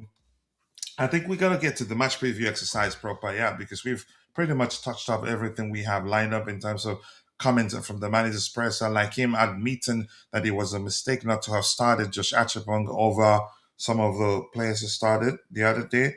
What else? Anything important? I don't know. You must. I'm quite sure you watched the presser, but Dante, where do you want to come in? Yeah, big up, coach, everyone. Big up to you. Yeah, look, speak about the game because I wasn't here yesterday. So, Yeah, go um, ahead. Go ahead. But we yeah, still did talk about it today. Yeah, go ahead. yeah, disappointing results. Obviously, probably one of the games that we probably didn't deserve pretty much nothing from it. We still could have got a point out of it, but overall, we definitely didn't deserve it. So, And numbers show we don't deserve a point from it. yeah. So that's one of the rare games, which Mhm. is people are making a big deal out of it, but it is very rare that that happens. So that was our first loss in 8 games. So I mean, I'll take a loss every 8 games. That's a very good record. So yeah, look, just a bad day. I think could be mentally, physically tired, but more mentally. I think big games, Arsenal, Barcelona, etc. Tiredness definitely a factor too. Yeah, quick turnaround away to Leeds, little ground, little stadium. Yeah, look, it just didn't work out. So the team was definitely good enough to do it, but I don't think even if you had other players, they all looked pretty down. There Exhausted. weren't not much energy. They didn't look very good in that first, especially that first half. Second half, a few tweaks, adjustments, a change started much better. Up to that Cole Palmer miss, which I think he probably should have put away. Normally he puts those away. That's pretty easy for him, but he didn't get that. He didn't get it done. Still rusty. Just the wrong body shape. His body shape was all wrong on it. Yeah, unfortunately, it's just you can call it what you want, rusty, whatever. Form obviously he hasn't played for a while, so yeah, we can say that. After that, then obviously the mistake and from Tosin and that obviously it's too late. Then we're not going to come back from that 3-1 down. So yeah, look, I know a lot of people are on Tosin. He made the mistake. Yes, I heard you say how many goals leading? I think How five, many? five in total. And here's the telling aspect again. People, there was a numbers people were throwing around that after that game. In all, I think something to the effect of in all the games we've lost, he's starting in all of them, Yeah, and yeah, yeah. that's not good, irrespective of whether you can say. But here's saying, let's put that aside, Dante. One mistake, fine. Two, fine. He's human, but four, Yeah, but five the other mistakes, leading to coach, they're goal. not. Those mistakes are not just on him. There's other mistakes because I know which ones. They put it to his name, but they're not really. Really, only Come three, on, two of them or Dante. three of Come them are on. You his. can't defend him Let's hear. now. Let's hear him, Jay. Yeah, the other two are not really his fault, to be honest. So, um, yeah, probably two or But three let's are take. his Okay, fault. since we're talking about the Leeds United game, what do you think of that one? Definitely his fault. Yeah, He's of course, it's his experienced fault. enough Yeah, to yeah. know, to be more importantly, she should be aware of it. Aware, he should be aware of his Yes, surroundings, coach. so It to speak. happens. Yeah, it happens. But let's not forget it. But Tosin that's was how actually. he's come across of late. Too, you can say he does come across as absent-minded, making mistakes that he shouldn't be making, given his experience. Yeah, yeah, yeah. So this has only happened since he got injured and was out for a while, and then since he come back, he hasn't been very good. But before that, I did talk about that too. At some point, I thought maybe, okay, yeah, he just returned from injury, that eventually he'll be back at it again. But no, he hasn't been the same. yeah, but that's only a couple of weeks, coach. But I there's been a still, lot of that's games yeah. I in mean, those at couple of this weeks. level, a couple of weeks. You mean that's a good enough time for him to turn things around. Yes, But but go I'm ahead. What you were saying, saying? it's only been a couple of weeks. People are making like it's been all season. It hasn't been all season. He was pretty good before he got injured. He was in some of the teams we won as well against some of the good oppositions as well. So he's actually I mean, doing he his was job. He's brilliant actually pretty last good. season. He was brilliant last season. Last ditch tackles, Yeah, line even this breaking season, coach. passes, box That's what I mean. People are forgetting clearances, and all before that. the But go ahead. injury. He was actually pretty good before the injury. There was nothing wrong. He was making tackles. He was Yeah, winning I was in saying the the same air. thing. Yeah, go ahead. So he was actually very good at that. It's just after the injury, since he come back, the last couple of weeks since he came back, there was a lot of games in there as well, and he's come on as substitute. Some of those games he started, some he comes substitute. So he just hasn't looked himself. Yeah, he hasn't looked good. He hasn't looked comfortable. So I don't know what's wrong. Not sure mentally, physically, we don't know. But he hasn't definitely not been good enough. But It to doesn't look like say, he's in a good mental space. And here's yeah, something I said before you but not joined all us, season, that's for Dante. sure. No, we've Yeah, seen him play Here- really good, so we know he can do it. I know. But here's something I said before you joined us. I think he's gotten to that measure where that sort of situation where even if he starts playing well, he plays 25 games and he does well in all of them, makes mistakes in the 26th game, fans will come at him again. You know, Probably, that but is, you I have think that's some, with all you players. get my point now, but go ahead.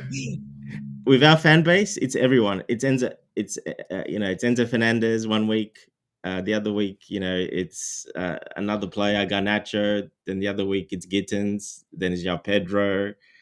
It doesn't matter if you don't play well in a week. A lot of fans seem to turn on them. But I'm just pointing the fact that he was very good. He wasn't bad at all this season at the start. It's after that injury, and he's just looked off completely. I'm not sure what's wrong, like I said, but I'm going to give him the benefit of the doubt because I have seen him play well this season already, and last Yeah, season he was very I've good for given him the Newcastle. benefit of the doubt myself, and I was one of his biggest fans. Yeah, you are, One of and you those, looks like yeah. you've flipped on him. Looks like it. I flipped because yeah, I paid attention. I paid attention to a lot of stuff. Maybe I paid closer attention than you, but yeah, you come You around. you did good, No, no, I'm not I've gonna coach. You I've did push. seen good. him. He's Mm. not winning a lot of the balls in the air. He's not going for them as much. So it's definitely something wrong in the last 2 Exactly. weeks. So and sometimes for players, once that start happening, that's it for a lot of players. That's what I'm saying, Coach. 2 weeks. Well, I need to see more than just 2 weeks because, like I said, All he came right, off an injury. It's knock something. yourself out. Yeah, Knock yourself so out. he's still a very good defender, in my opinion. He's very good ball playing, even in the game against He's Leeds. our best box defender. Yes, exactly. Even ball playing, you saw a couple of breaking line passes he made in that game that pushed us forward, and we nearly scored from that as well. A couple of Yeah. balls straight through the midfield to our forward, and then one to Garnacho as well, and we nearly scored from both those chances. That was from his passing. But yes, I agree. Something's completely off. We don't know what, but hey, look, he's got till the end of the season. Maybe till January. If he plays really bad, he might be on the way. But I think he'll be staying, for cover. He's got to prove himself again till the end of the season. If not, there's a big chance that he gets moved on. Simple as that. I mean, I admire your patience, man. But yeah, that's okay. If it was Nani That's Madueke crazy. now, you're not gonna give I'll him be that honest, much that's time. crazy. Whatever I No, heard no, there, no, it's crazy. not Go ahead, Madueke. Jay. What were you saying?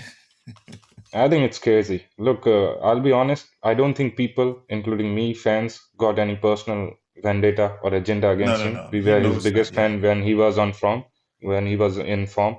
Uh, he's literally cost us point multiple occasions. There are goals leading to errors because of his individual mistakes. We cannot let this continue. He can sit on the bench. The Maresca needs to help him by doing that. He cannot put him on the stage again and again, and then he will capitalize again and again, and then fans will be on his back. So it's good for him to sit on the bench, maybe here and there when we play the lower teams in EFL Cup, Carabao Cup, FA Cup, maybe here and there, but not for Premier League and not for Champions League. He was really, really horrible against that Leeds man. Uh, look, if we are going to dissect that match, I am very much open to do that, but I think we should move on. For me, he was Honestly, bad. no, I yeah, think he because we're deserves here the to talk. Let's criticism. talk about another game. And Dante, Yeah, he was in all bad honesty, it just seems as if in that game. he's Yes. not been able to deal with the fans' pressure.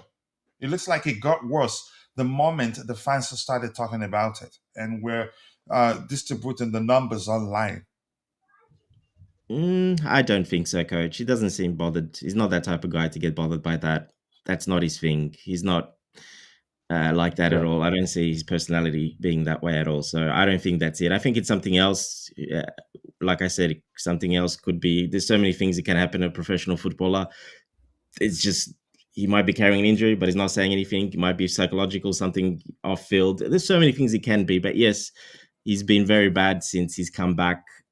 It's not the it's same Tosin. So, but At like I least said, we I saw agree it he's earlier been this bad. season. He was very good in some. it's actually Very, shocking that in whatever metrics he was good, ball playing, aerial ability, in all those things that he was good last season, He he was has been leading. worse in He all was those leading. things. yeah, He and he was was doing it good, this season but as well, Jay. Earlier on this season, He he was doing started that as well. Yeah, well. he started the season I well. think the Crystal Palace game where he and Josh started, I think he was good in that match. I think the So very it's first not like match. he's played bad every game. That's what I'm saying. It's only started after he came back from injury. Yeah. So yeah, I don't But know what's going on there, but he needs to That's sort it out. fair, Yes, he needs Dante. to sort That's it fair. out. I think he was good, but he's not good now. So He's let's not, not yeah. force him to play again and again. That's the only thing fans demanding.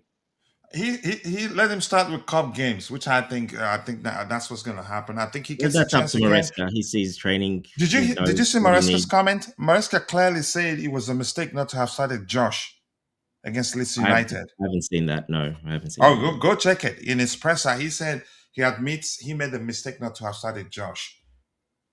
Yeah. Okay. So for As me, a right back, maybe. and we did talk about why Tosin shouldn't start that game, and even had Leeds actually didn't play the way they usually play. But that's by the way. Let's move on from I that think right particular back topic. coach. He's talking about that right back position where Chalobah was playing. Yeah. Yeah. Yeah, he's not I talking think about putting more Tosin. Obviously, defenders on would the have played pitch that first doesn't game. equally equate that we are going to be solid. I think we have seen this quite a few times for us, and I think in the league as well. And Ruben Amorim for United plays with the back three. Horrible defense. We started three defenders against Leeds United, and our defense were all over the place. I think he should have gone with his, regular methods, and I think he thought a little.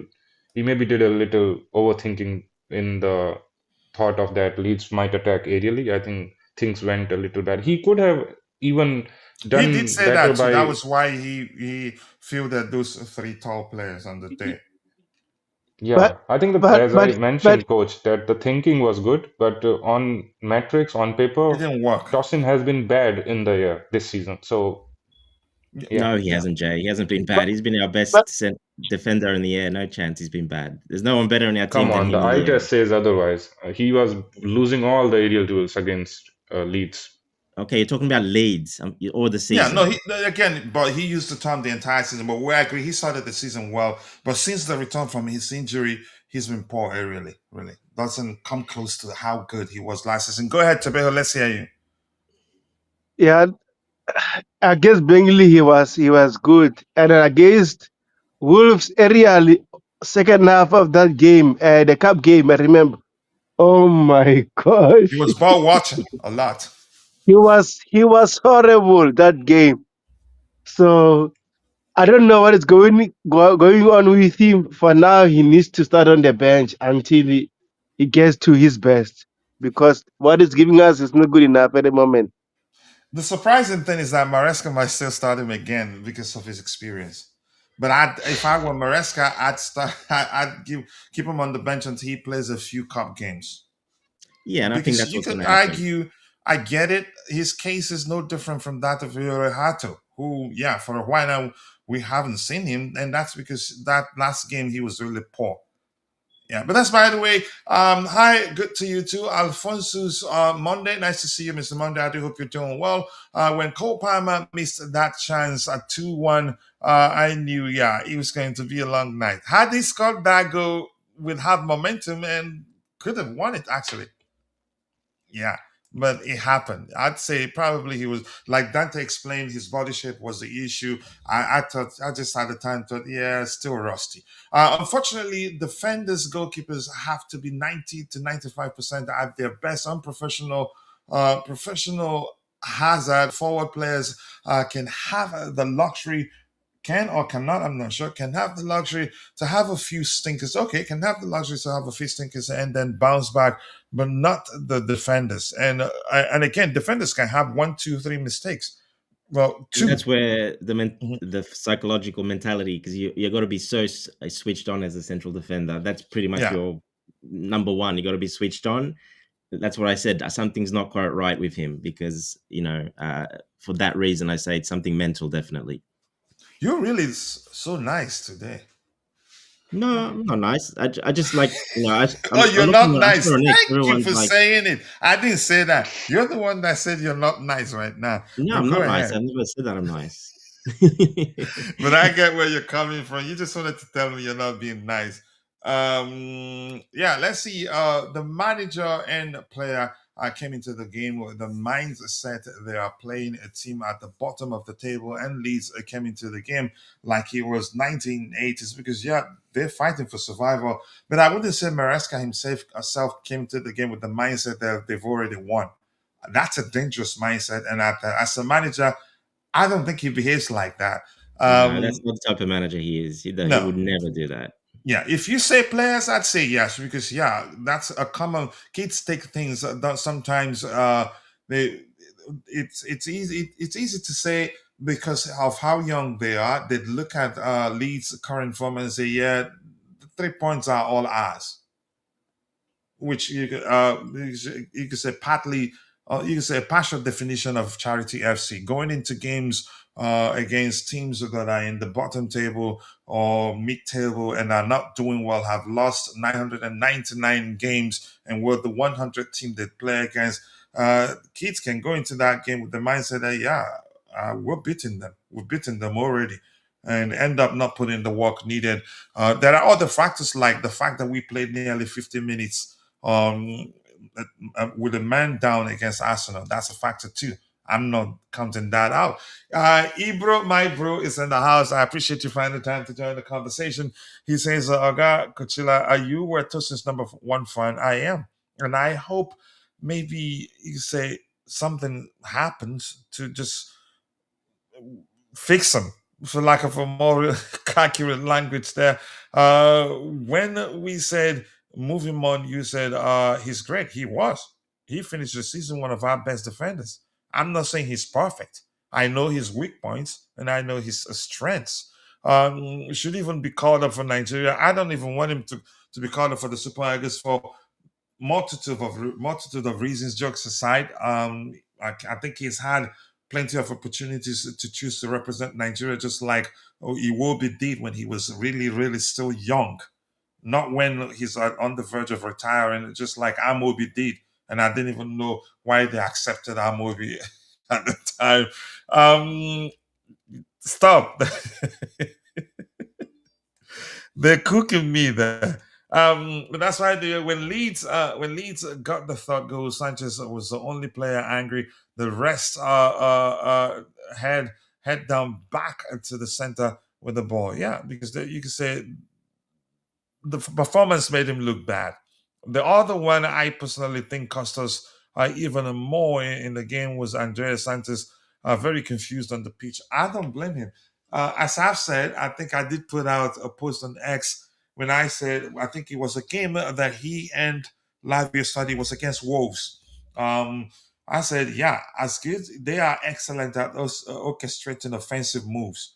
But even two of them combined cannot measure Caicedo when it comes to protecting our defensive line. And I think Maresca knows that. But unfortunately, I see six solutions. Yeah, he'd have to play him there. Who else can? Maybe Josh, because he did mention that Josh can actually play as a six. Sugo is the closest to Caicedo in terms of, you could say, unsettling opposition players, breaking up play and all that, or an overall protecting our defensive line. But that's why, let me show us this. I don't think there's anything important here. This says Mamadou Sarr, Chelsea winning the Club World Cup is the best memory of my career because it was the first edition of the expanded tournament, also because it was in America, winning with that group, that club. I think it was my best memory. I love this kid. I hope he gets a chance to play for Chelsea in the future. I think he will. This is an interview with him. So let's get done with the match proper. We can come back news hunting, if you want to call it that. And Dante, look at this also. And Jay, I hope you're seeing it. I have to go to the presentation window because you guys cannot see it. Give me a second here. So I'm going to go back to the presentation window here. And before that, okay, Dante isn't here already. Before that,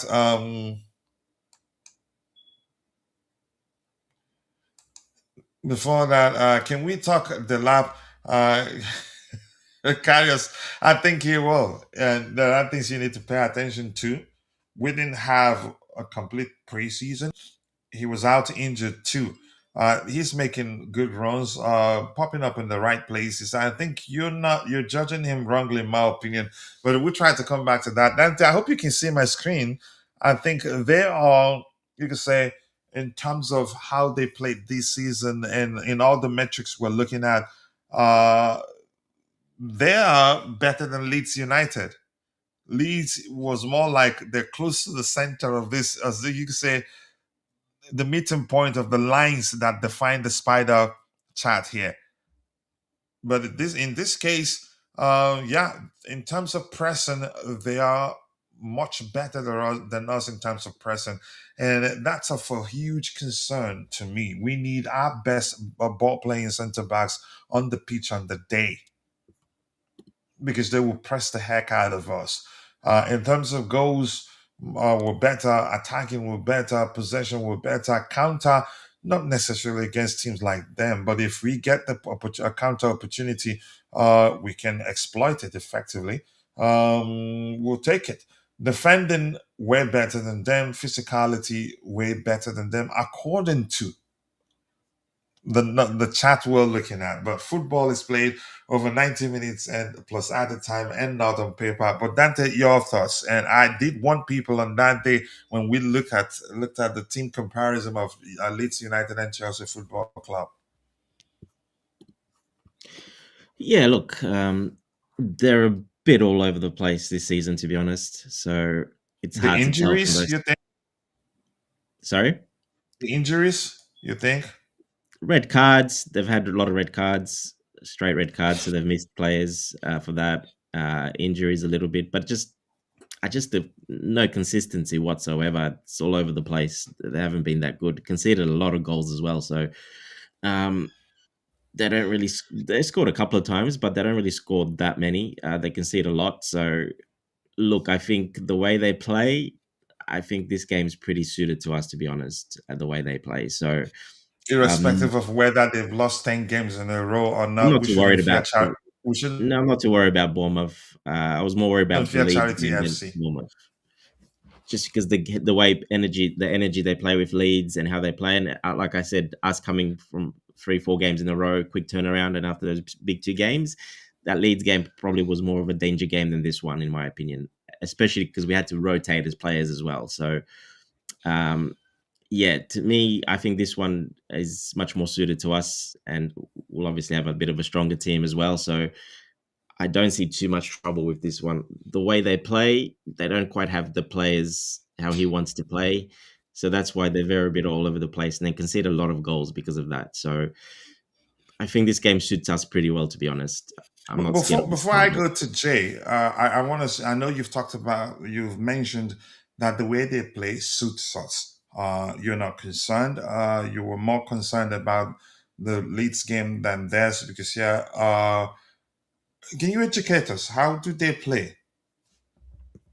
So that people will understand, because you've told us that, yeah, the way they play suits us. How exactly do they play? I know, I know you can say he does come across as a sort of manager that doesn't compromise his approach to play in any other way just because he wants to get results. Well, let's hear you. Yeah, so they play pretty much our formation. Basically, they play the same as us, and they like to get players, like to get some players forward in the box when they have possession. Very similar to us. It's even in possession, they're quite pretty much close to us, exactly what we do, but obviously different type of players. And yeah, they like to throw players in the box when they attack, but that's the problem. Then they get caught out quite a lot the other way as well. So they do leave open spaces between that in that midfield area. And of course, with our wingers and our midfielders, especially we've got more advanced midfielders as well. With Coachila pushing up and pushing their fullbacks back. Yeah, look, they will try to attack us, especially their front sort of three. Semenya, obviously, they got Clivert, Adley, the other guy up for, I forgot his name.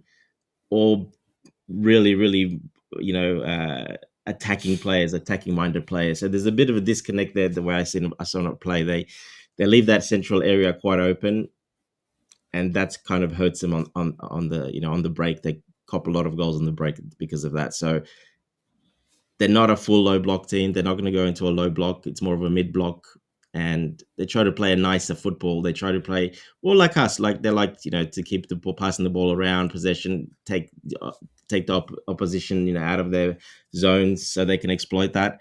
But then that opens up spaces in their zones as well, and that's where we're really good at that. And Maresca is very good at capitalizing on that, opening up those zones. So yeah, that's why I'm not too worried about them, to be honest, because of that. Yeah, Jay, over to you. In 5 games, they've lost four.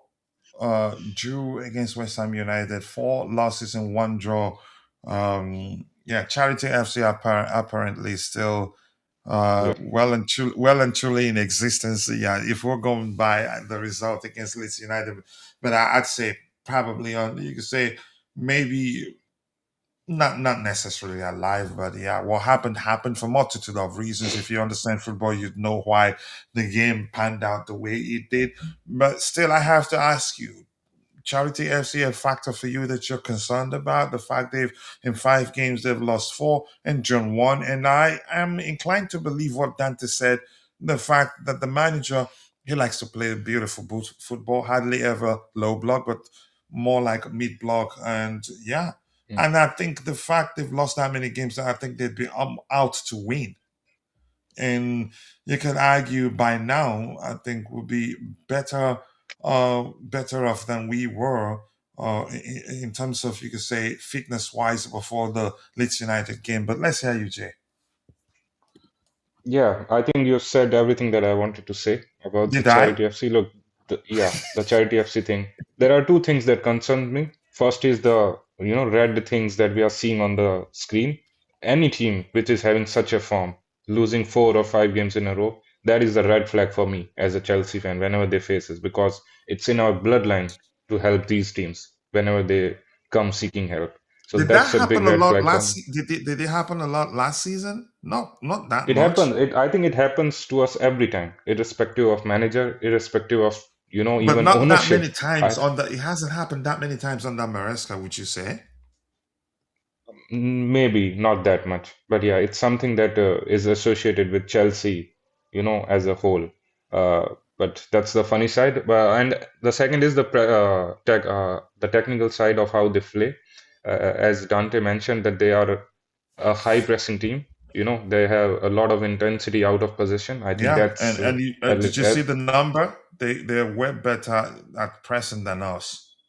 yeah, that is the only metric that actually worries me when Hmm. the opponent team is actually pressing us too much, because that is uh, one of our armor to press them, and when they press us more harder, this is where we collapse kind of. So high pressing, intensity out of possession is something we need to look for, and yeah, whenever they wins the ball in such case, they look for fast transitions, so they can score goal from such situation. But other than that, these are the funny side, like Charity FC and all. But I think we will be fine because our core team might be back.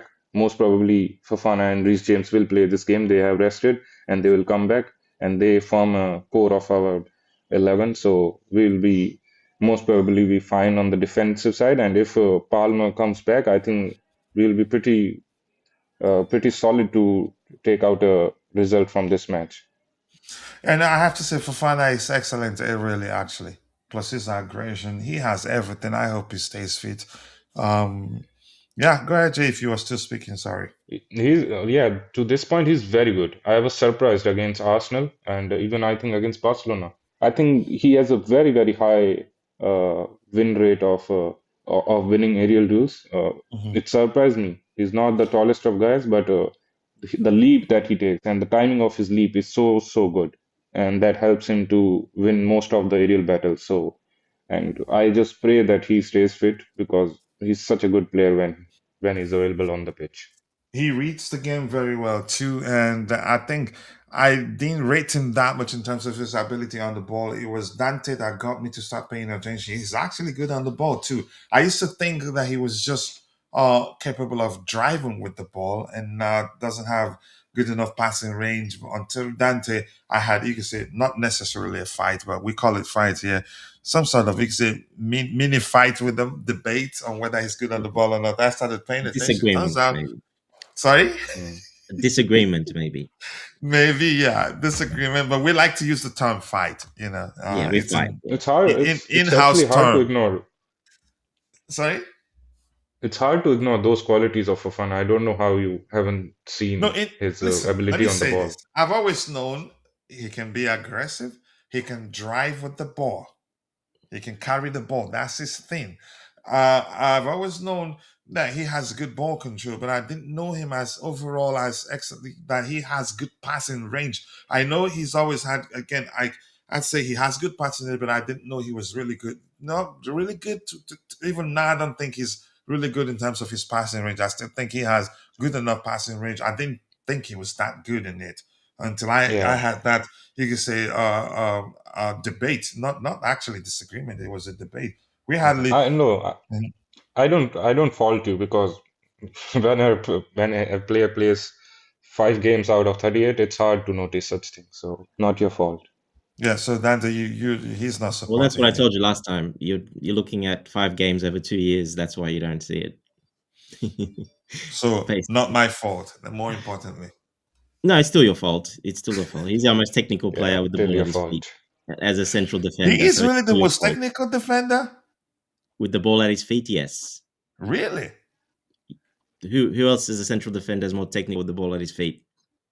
I think Levi Colwell could be Levi a good Kowa is better challenge to than No, him. him no. technically. Levi Colwell's not technical. He's got the ball 2 meters in front of him, big strides. He's easily Maybe not much driving easier with to the ball, dispossess. Colwell, but his passing range is superb. Levi Colwell, much His better than No, passing he. Fofana, range I is I very think agree. good, in but terms not of passing technical range, I ability. think he's number one.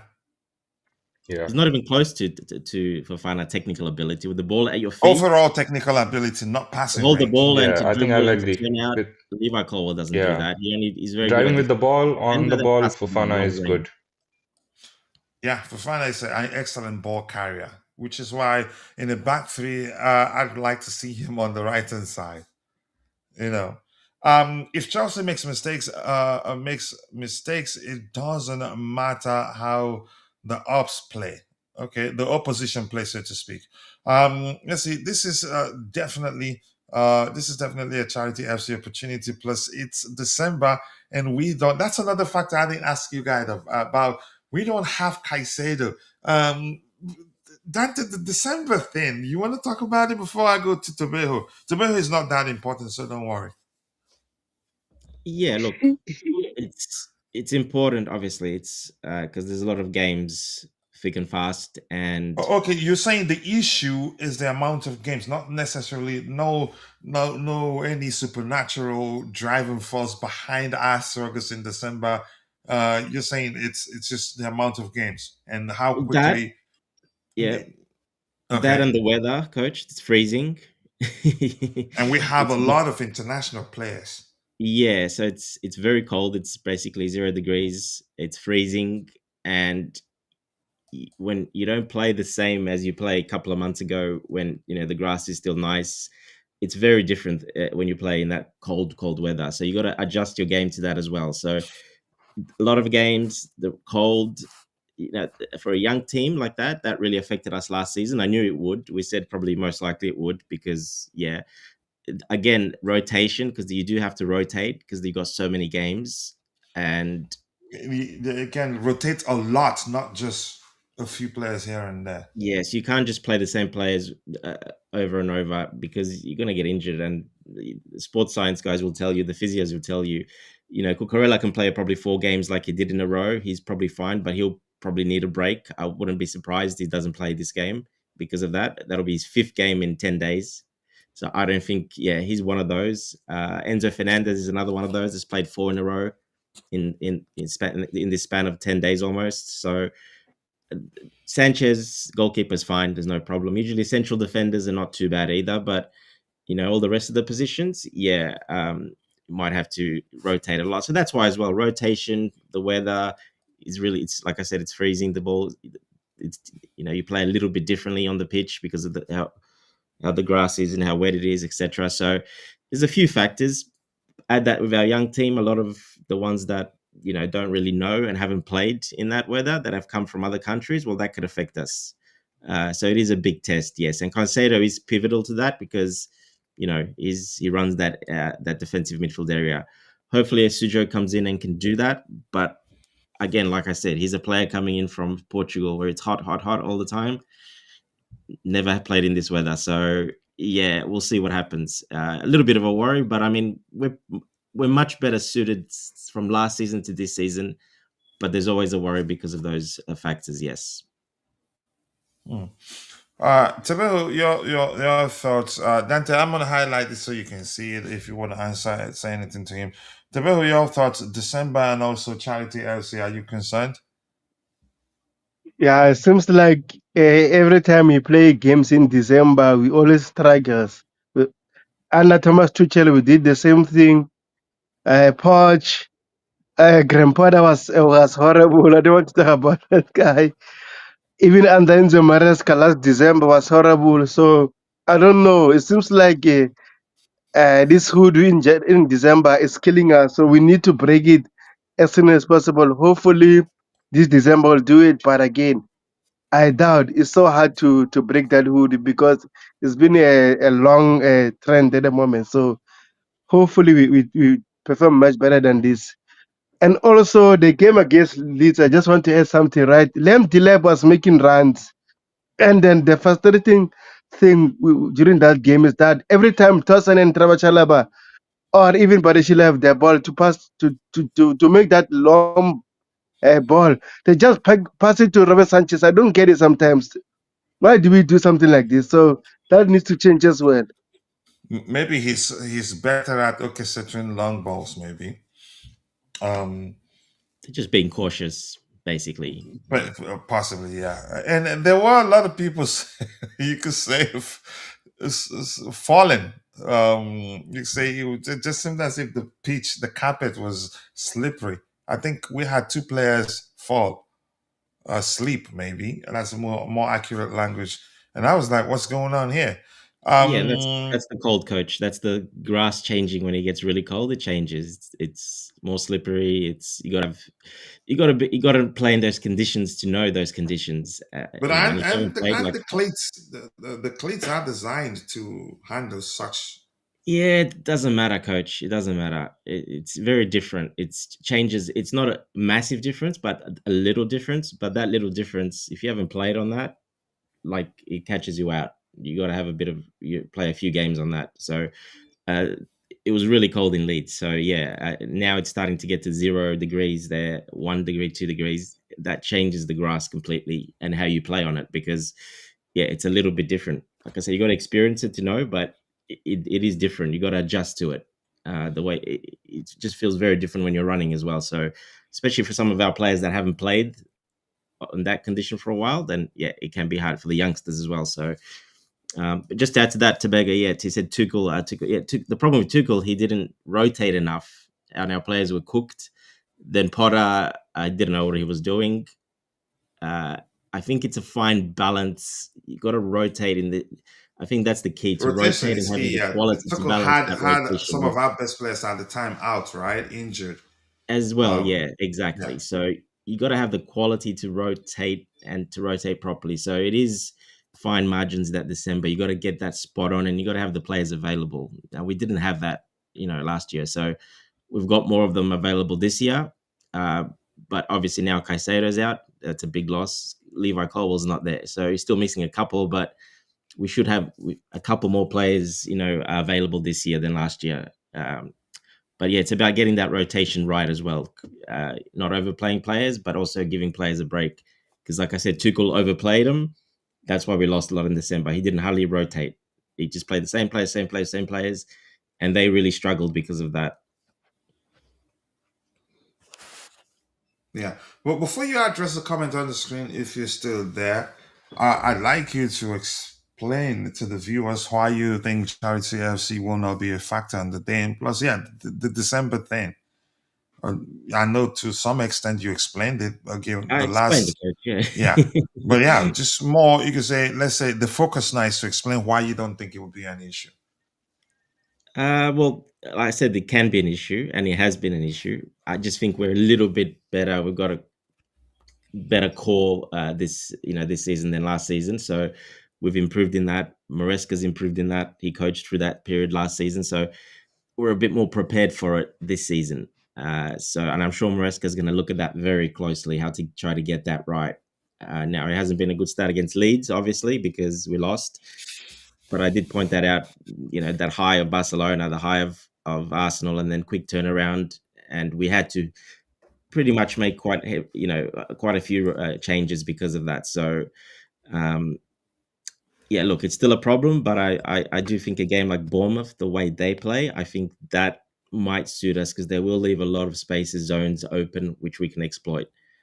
So I think they're not as athletic and as quick as Leeds either. They're not quite like that either. So the midfielders are much slower players as well. So yeah, I think we should be okay in this one. But yeah, also it can be a worry. Like I said, there's a lot of factors that that can make it a worry this December period. So and January, early January as well. That is up until February. Yeah, these 2 months we've tend to struggle quite a lot up till sort of mid January. So when the weather's at its worst as well, but just got to get the balance right, and hopefully Maresca's learned that from last season to get the balance right of rotation.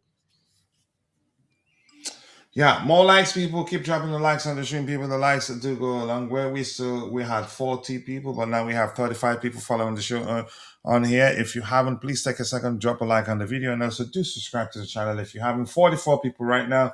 We can do a lot better than 22 likes. So Dante, the comment on the screen Oh, Lavia, highlighted sorry. for you. Yeah, Sorry? look, the Lavia comment. Sorry, just addressing Mhm. that one now.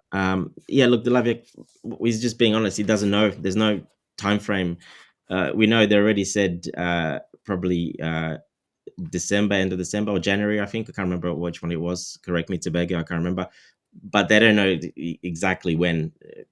It's still up in the air. So we'll see what happens. But he'll definitely be back. His injury is not an injury that's going to keep him out more than Muscle injury, to be more no, specific. he should be back by the end of this month, maybe even earlier. Worst case scenario, maybe early January or something like that. So I mean, it's not a long term injury. So I don't, unless he's done something else. But no, I think Maresca just asking because they asked him specifically when is he specifically coming back. Well, he said he doesn't know exactly specifically when.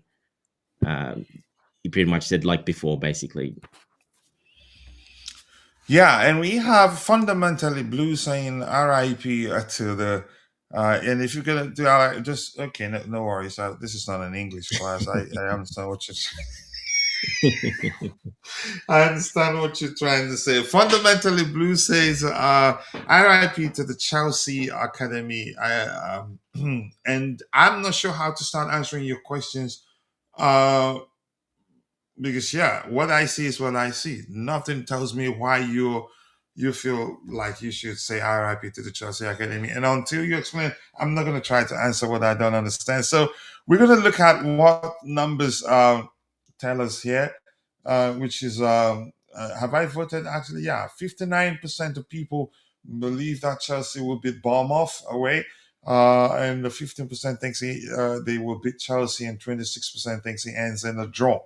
Their top scorer, Semenyo, 6 goals. Our top scorer is Pedro Neto with 5 goals. Pedro Neto's, they're both rated 7.37.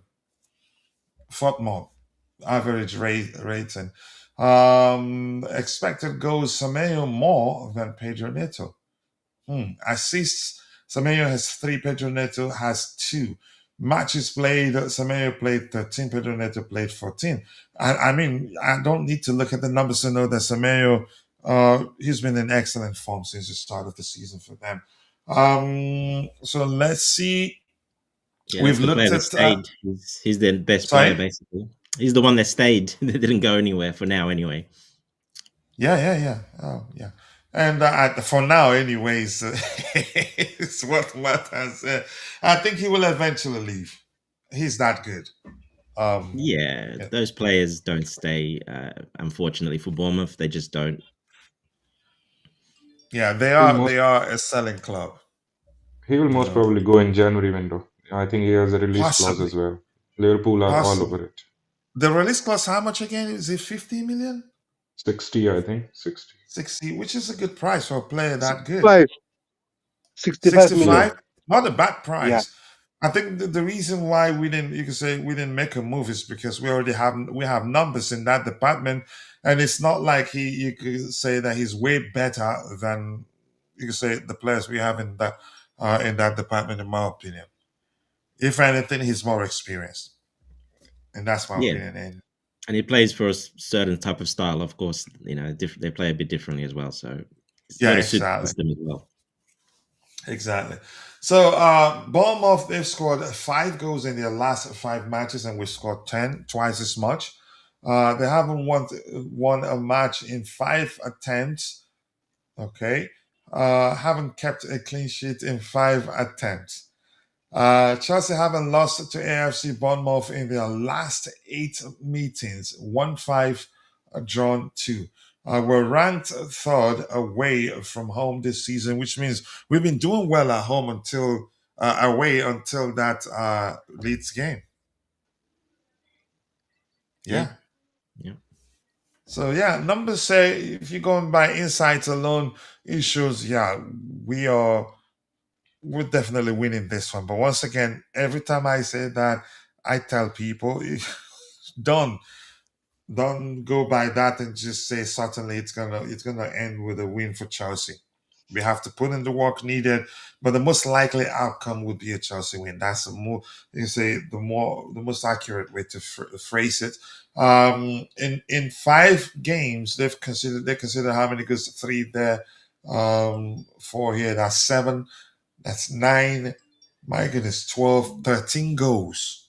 And we've considered just, in 5 games, we've considered just 4. So everything you can say, numbers suggest, we're definitely winning. We're going to win this one. But once again, football is played over 90 minutes plus added time. So right now, if you have any questions and you're in the chat, ask away and we'll try to address it before we round off. We have a few minutes to round off. Fofana definitely starting this game, I think. But let me pose the question this way to you, Jay, because they Preston is the only area that they're better than us according to numbers, which means we need players in our back line that are very, very comfortable on the ball. It doesn't panic under pressure and make silly mistakes. I want to hear your ideal pairing that you think can help us deal with that or overcome the persistent pressure from them. The centre back pairing you're asking? Mm-hmm. Look, I don't think we have the luxury to choose. I think our two main defenders and the supposedly only good defenders to play in the Premier League are Fofana and Chalobah right now, and I think we should stick with them. Whether they will be, positively handling the pressing or the tactical side of Bournemouth or not, that is a different question. But I think we don't have that luxury to really tinker and think a lot in that department. Fofana and Chalobah are our best option right now, and I think they will handle them pretty well. I think there, as Dante mentioned, there will be spaces in the center of Bournemouth structure. I think both of them can be useful in pressing the ball higher up, and maybe this is the area we can exploit. The only reason I'd leave Chalobah, I'd still play him, is because I think maybe he knows his shortcomings. I don't know if that's the accurate language to use. He doesn't take too much risks. Yeah, He you can keep say he keep. that. Sorry. I think you can say that. Yeah. If you look at the matches, the previous matches about for Chalobah, I think he has always been a reflection of the pairing that he have been put aside. When he has played with Levi Colwill and Fofana, most of the time the overall result is good. Whenever he has been sided with Tosin and even Badiashile, I think there has been goals galore everywhere. So I think he's a good defender when you are pairing him up with a solid option. So with Fofana, I don't really worry that much with Chalobah. He's consistently playing a lot, so that could be a thing to worry about. But I'm not really much worried about him being No, paired I'm with not. Fofana. He doesn't take risks. He keeps it as simple as possible. As long as there's Yeah, an outlet, he passes. If there's no outlet, he puts it forward. And you could argue he's more one of you could say one of only or maybe the only traditional more of a traditional defender we have. I wouldn't say he's a good ball playing defender, but I think he knows that, which is why he simplifies things as possible and not make silly mistakes trying to be a ball playing defender that he's not. But go ahead with what you're saying. And you could argue that's the reason why you could say, clearly become one of the manager's most trusted defenders.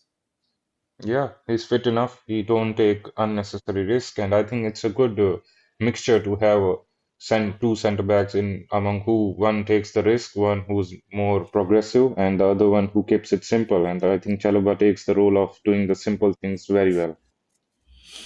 Yeah, I wouldn't mind Josh Fofana either. I think Josh has you could say, not, he doesn't have the aggression quite yet, but he has the agility, he has the mobility, good on the ball, reads the game very well, has pace too. So I wouldn't mind him if I see him in place of Chalobah. I'm not going to complain too much, but I'd rather Chalobah, more experience, than Josh. But definitely Fofana should be on the pitch, and I can't believe I'm Yeah, saying this. 2 months ago, I wasn't too sure of him, and Dante would tell you. So not at all. Dante, His yo, last was his last chance, basically. sorry.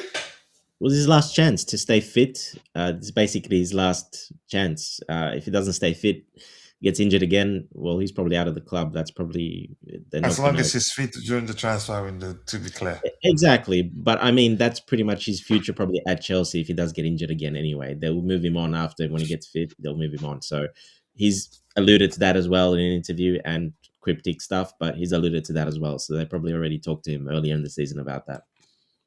Yeah. Let's say you Dante, your ideal centre back pairing, bearing in mind the fact that they press and they press effectively, they press as a unit too. Yeah, that's the only with Chalobah. He's not probably our worst one on the actual ball. I know he keeps it simple, but he's given a lot of silly passes away, uh, errors that led to a goal as well. And But do you actually know that for Badiashile is worse at, you could say, he what we call hospital pass in Nigeria. He passes in yeah, a manner that you'd have to put in a lot of work to get to the ball in most cases. because he risks the pass because he's got the Yeah, vision, he can see it, but he risks it. So he puts his teammates into trouble.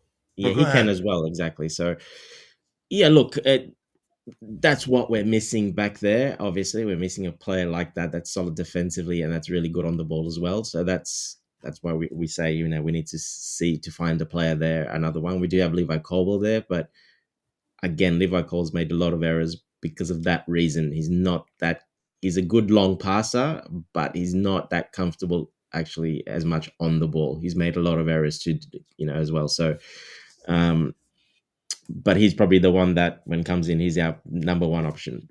So yeah, look, yeah, probably keep it the same. It's been working, so you just keep it the same. Chalobah doesn't need a rest. It's a central defenders don't really need rest. The only reason Fofana needed rest because he's come off a major injury and he's on a rotation.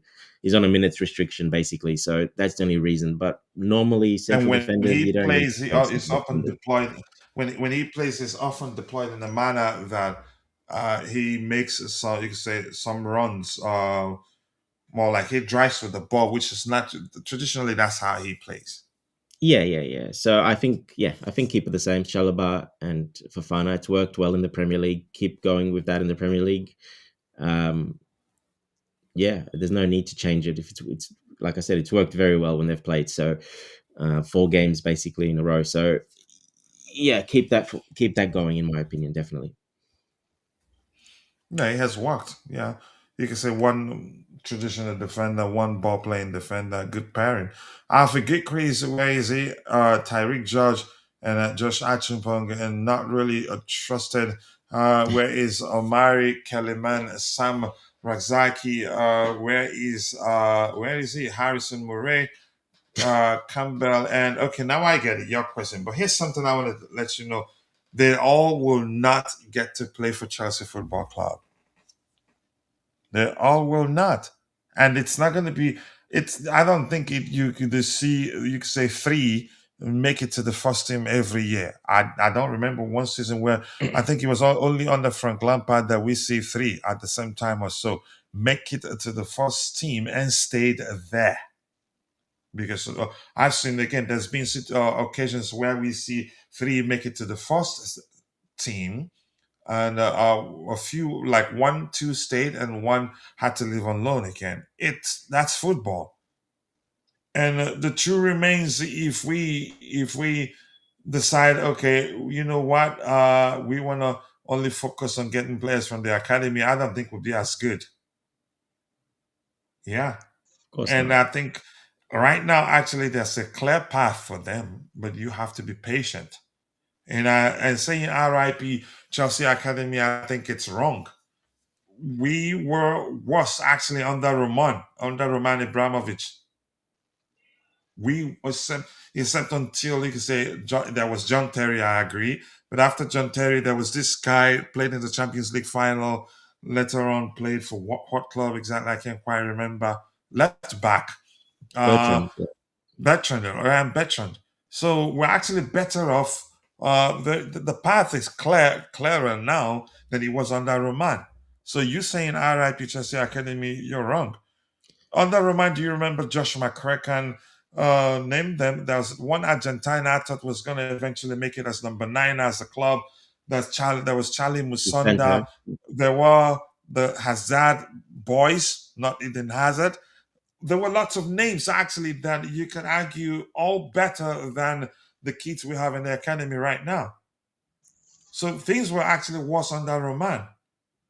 So right now the path is clearer, and I don't think anything is wrong.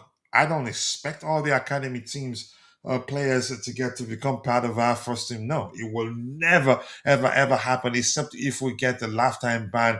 And with you can say the only path is that we have to develop our players and then integrate them into the first team.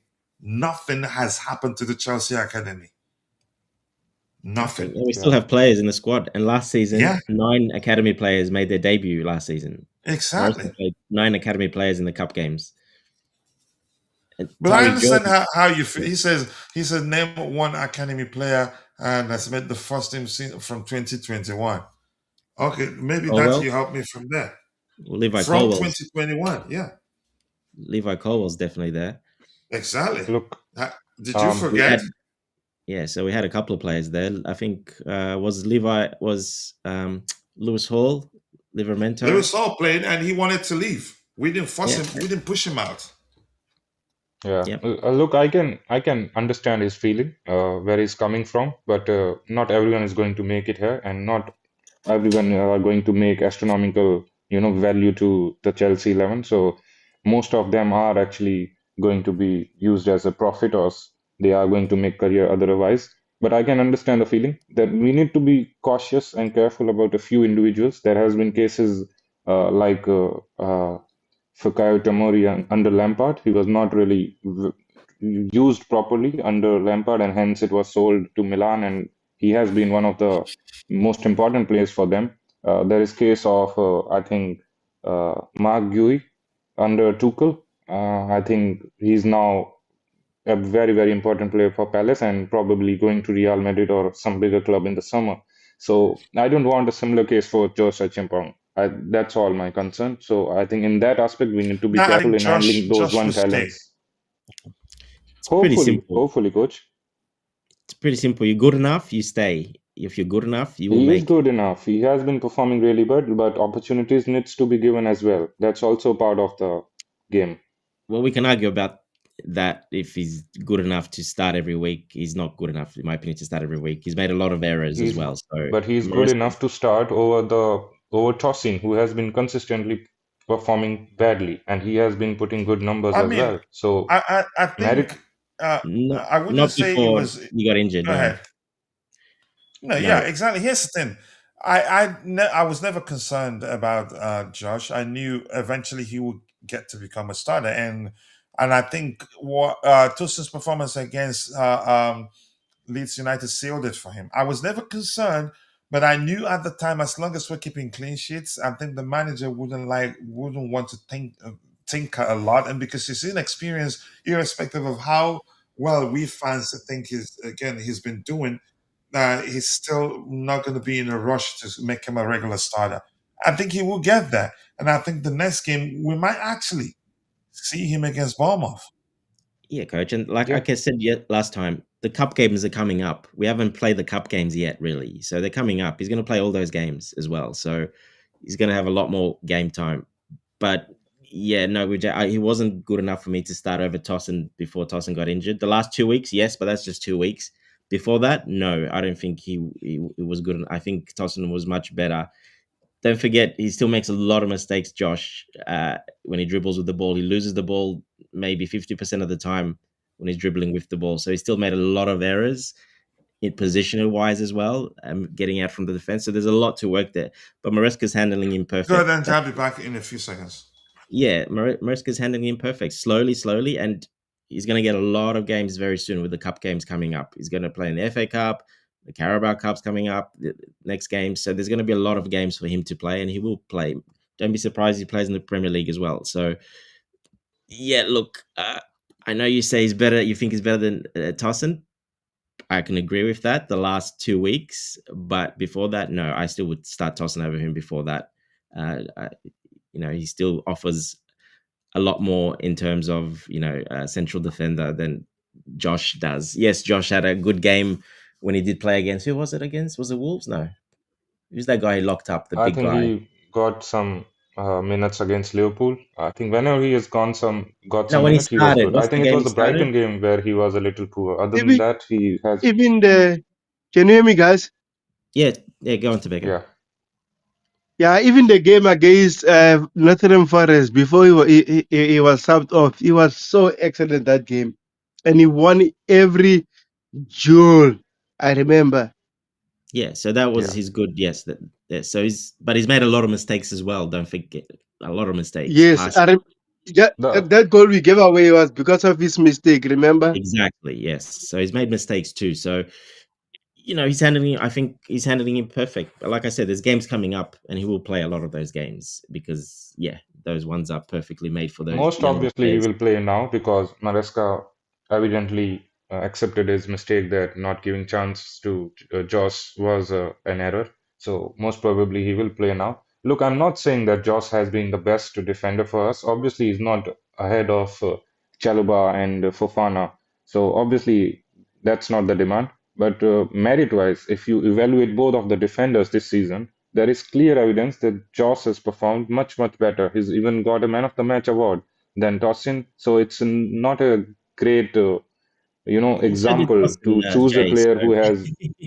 even at the Sorry, Club World Cup, he got man of the matches, and in the Premier League, you think he got. So I mean, it's just up to the coach. It's what he sees in training. Again, we don't see training, so we don't know. Sorry, did you say Josh got man of the match at the Club World Cup too?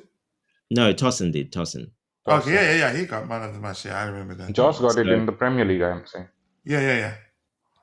yeah, so I'm just saying Mhm. that doesn't matter. But look, he's played sparingly. But like I keep saying, the cup games they're starting now. The cups, we came a bit later in the cups because last season we started the cups a bit earlier.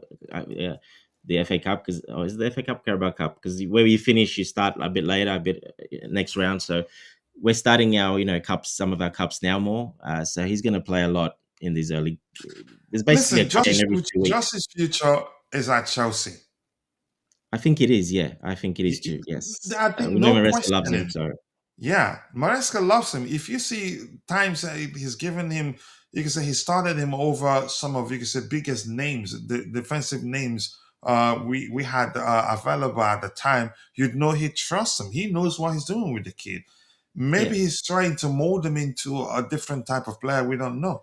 Just like he's doing with Malo Gusto, and he's not gonna. Maybe he's going to need time. I'm not concerned about Josh not playing that much, but I get it because of we've had bad performances from our defenders. It's only natural that people are questioning why he isn't starting, yeah, but Yeah, it's only 12 driven by games, the coach. belief he's better than some of the defenders we have. Go Yeah, but ahead. it's only 12 games. That's what I mean. If this continues, like by the end that's different. But it's only been 12 games in the Premier League, or whatever it Yeah, has been. So so I think even he understands. I think he will be all right, honestly. So exactly. there is anybody the has there anything is the else they want to say concern. There is before the we? concern about Yeah, Josh, but there is also the concern about us losing points. We can't continue doing that as well. Yes, it's only I been agree. 12 or 14 games, but we have costed a lot of points due to Tosin as well. on merit, it's not good. I understand the fans' anger as well because there has been cases of academy kids like Timori who was performing well, but he was neglected, and that is where he demanded to go. Something similar could have happened with Josh. Not saying that is going to happen, but the concerns of such development is there. It can happen. I think it's Yeah, but human Jay, you nature, can't and say we on lost a lot of points because of just tossing. That doesn't make sense. look, maybe not as a whole, but there are goals that has been considered directly because of his mistake. It's not something that Five, I'm making five, up. five, Where did you guys see this five in error total. leading to goals? There's only one. Jay, It's Jay, only one Jay, on Jay, the Jay, website. let me help you. Where did you see Let this me guy? let me help you. Go ahead, Tamila. Uh, uh, Towson made some mistake, but he was part of.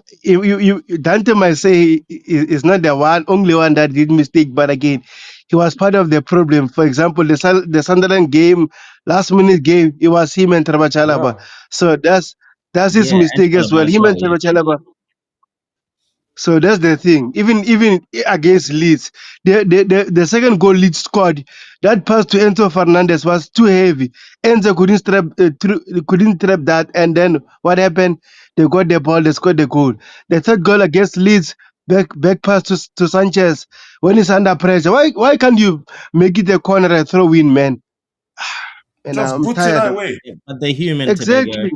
It's human. Is they're gonna make mistakes. Here's the shocking thing that Doesn't do that Sanchez every week, himself though. tried to control the ball too. He didn't try to clear it. Yeah, he had his head up. He tried to control the ball with his head up.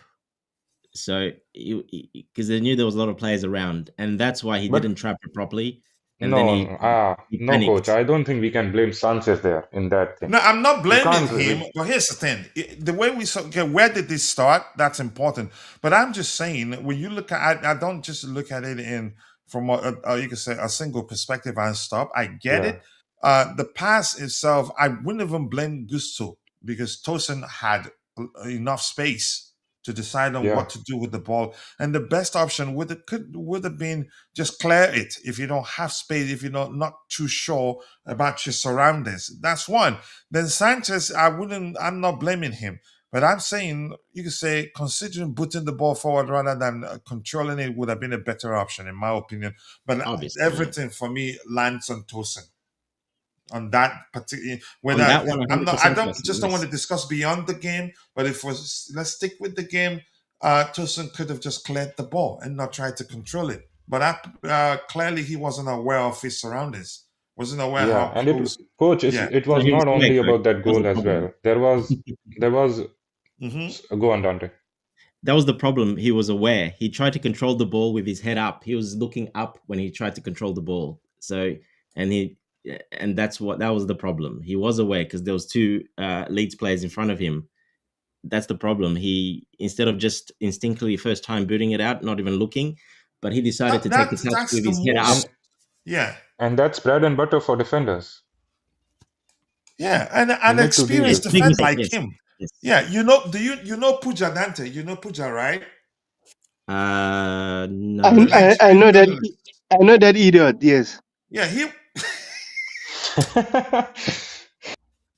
he was online blaming Gusto, and I was like, "What are you smoking?" Gusto passed the ball to him, Tosin with all his experience. And it was a slow pass. It Yeah, was a good pass as well. It wasn't bad Yeah, pass. or anything. with Yeah. all his yeah, experience, just put it forward. What were you okay? What were you? He tried to control it. Again, tried to be slick with it. Tried, but then turned Exactly. it Yeah. into a pass to Sanchez and start blaming Sanchez. According yeah. to his reaction on the pitch, that was wrong. With all your experience, just put it forward. No, he You wasn't blaming don't have to Sanchez, be coach. He fancy. was pissed at himself, and he wasn't blaming Sanchez. I mean, I Yeah, Sanchez suspected he was. was pissed. Maybe he was pissed at himself. Maybe. Of course, he was. I Yeah, think Yeah, that's more believable actually because he should know better than try to blame it on Sanchez. he wasn't and blaming Yeah. Sanchez. No, yeah, no. and look, there is no Okay. purpose going on criticizing a performance that is in the past, but this could have been much worse. Remember the handball incident and remember the offside goal that was chopped off? The header, Yeah. the offside goal, Anyway, Tosin actually sorry, lost the coach. aerial. Jay, where did you guys see these goals leading to error leading to goals? He's only got one for the season, Tosin. I will find it and send it to you. Okay, stat-wise, what you're saying, you're right. Maybe it is just one, but there has been a few goals which maybe not in tactical, as you worded it, leading to a goal, maybe not directly related to that, but there has been instances where he has maybe directly or indirectly caused an error which Yeah, consumed and the goal and Chalobah's which, done the same many times. And that's what I mean. It's not just been Tosin, it's been Chalobah. Reece James is done it as well, actually. That that's why I said it on the group chat that for me personally, Levi Cole and Wesley Fofana are our best centre backs. The rest is on and off. That's the issue I'm having at not, the moment. And with as much as I hate Arsenal, Arsenal they have their deputies right there, Mosquera and Nkepie. They're actually excellent, better than Yeah, our centre backs. That's the issue we're having at the moment. Their qualities are not the same. So I think in terms of recruitment, the time we buy new centre backs or whatever we decided to do that, I think we should check that as well. No matter the age, we need to have qualities so that the coach every time he makes a rotation doesn't affect us a lot or doesn't have an headache. exactly. Yeah. Look, we got two players coming probably already, but are they the answer? We'll see how they go. The rest of Anselmina, obviously, and Sa, that's the ones coming in as well. So we've already got two yeah. players coming in, but are they the answer? We don't know that. We're not sure. So even Levi Colwell, let's not forget, Levi Colwell was pretty bad until the last sort of 10 games of last season. He Yeah. was making error after error every game, positionally wise, holding people on side. He was I remember we're talking about him. Is he good enough? And then all of a sudden he turned it in the last sort of 10 games, but that was last season. We haven't really, seen it. Let's see when he comes back. Is it going to be the old Levi or is it going to be because if it's the old Levi, that's not good enough either, to be honest. All right, I think Yeah, we've come to the 100%. natural end of the show. I don't know, Tabeho, were you saying something before we call it a day? No, I say 100%. Big up, coach. Thank you for having me. All right, more Uh, thanks to you to for finding time to join the conversation. I don't know, I don't respect Jay, so I don't want him to speak. Jay, go ahead. Anyway, let me give you a I chance. just Leave want him to say, alone, Coach, Craig. remember the time when I used to say in the comments that Dante could end up being a very good advocate? Today's episode is that example. He is such a good advocate. He can Yeah, defend he's a Tosin lawyer against today. anyone. Yeah. No, well, I just was looking for X, and everyone's painting Tosin as a clown, etc., making him the No, no, like, That come was on, that's wrong. That some was people. wrong. Oh, yes, it's some over the people. top. Yeah, that's Yeah, and that guy kid, I liked him actually. The graphic designer that took his time to Yeah. go. Come on, that's too much, man. That's not Mm. fair, really. I think it's a Chelsea fans thing. That's which was why that day I said coming back from this is going to be difficult. Even if he plays 20 games and play excellently well in the 20 games, in the 21st game, if he makes a simple mistake, they will come at him again. That's how Chelsea fans are. Yeah. It's with You know, Chalobah, same thing with Chalobah. When he makes a yeah. mistake, they all come for him. Half the fan base comes for him. Half loves him. It's like that. No, I'm not worried about Tosin with that. He's got a strong character. He's more mature. He's quite laid back as He well. doesn't look like he's been able to deal with that. You can argue the pressure, So, the part of the struggles we're seeing is down to what probably he's paying attention to what the fans are saying about him because that Coach, started he's even only in the before last that 2 weeks. game. You're saying he can't be. He's not paying the last 2 weeks. He doesn't care about that. Okay, I hope he He wasn't comes back before from that. it. I hope he comes back from it. Again, I like No, I'm him, saying the and because fans weren't having a go at him before that as much. Mhm. It's just now after this era. But before these last 3 games that he's come back. But before that, he wasn't like that. It's now, but I don't think that's affecting him now. I just don't see his maybe. character being that way. And hopefully he turns it around. If he doesn't, well, like I said, probably by the end of the season, he's one of those that would be on the way out, getting replaced by one of the ones coming in if he doesn't turn it around. It's simple. It's still Yeah. football, it's still a Maybe, business. maybe, So maybe he's going through something. Coach, Possibly. I sometimes to think so, help yes. somebody, Yeah. you just needs to not help them. So Maresca needs to just not start him, let him have his piece on the bench, and then maybe he can improve and build his confidence back, I in the agree. training. And then Exactly. Yeah. sometimes putting the player in the worst form when at the center stage, that does bad, much bad to him than any good. Yeah, some players can handle it, some can't. Some it just depends. Hopefully, Maresca knows them well enough to do that by now. So yeah. All right, we thank you guys. With that, we've come to the natural end of the show. I want to say thank you for finding the time to be part of the conversation on the panel, and also to the captain of the community in Constantine. Much appreciated. And to Beho, thank you for joining. And to those of you in the chat, Fundamentally Blue, I appreciate you. Who else was here? IB, my bro, was also here. Ibrahim, thank you for joining. Eugene was also here. And Brianni Yahai was also here. Who else was here? And Khan was also here. And if I missed your name, apologies, I'm only human. See you guys next time. God bless us all, and cheers.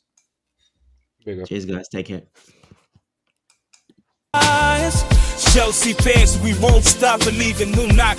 With every chant and roar, we rise for the fight. The blue flag in the air, let it fly with pride. We're gonna show the world all hearts open wide. From Stamford Bridge, share our voices to the light. We love for the team, stand strong by our side. Every challenge, we will never ignore. In unity we trust, our hopes on the rise.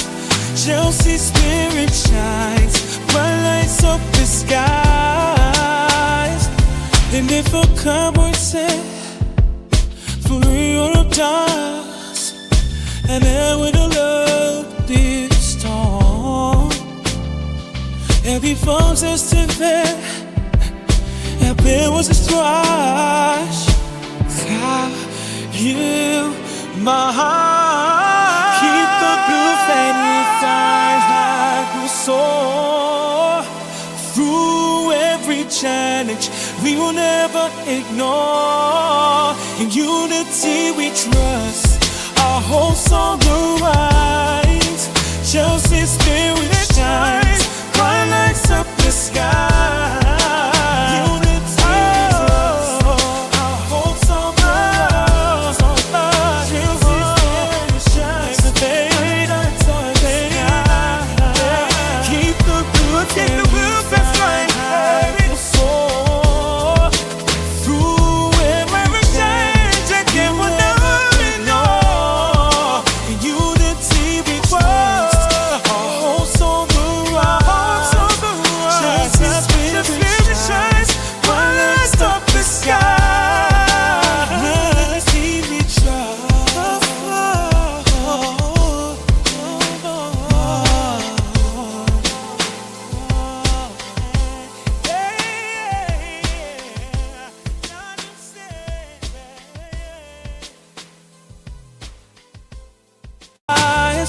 Chelsea fans, we won't stop believing. No knock.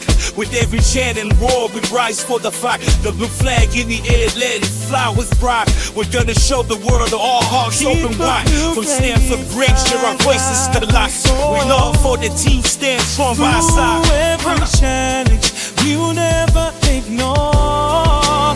In unity we trust, our hopes on the rise. Chelsea spirit shines, bright lights up the skies. And if a cowboy said, for real of dust, and then with a love this storm, every phone says to bed, and there was a strife. You, my heart, keep the blue fading flames like we soar. Through every challenge, we will never ignore. In unity we trust, our hopes on the rise. Chelsea spirit shines, bright lights up the sky.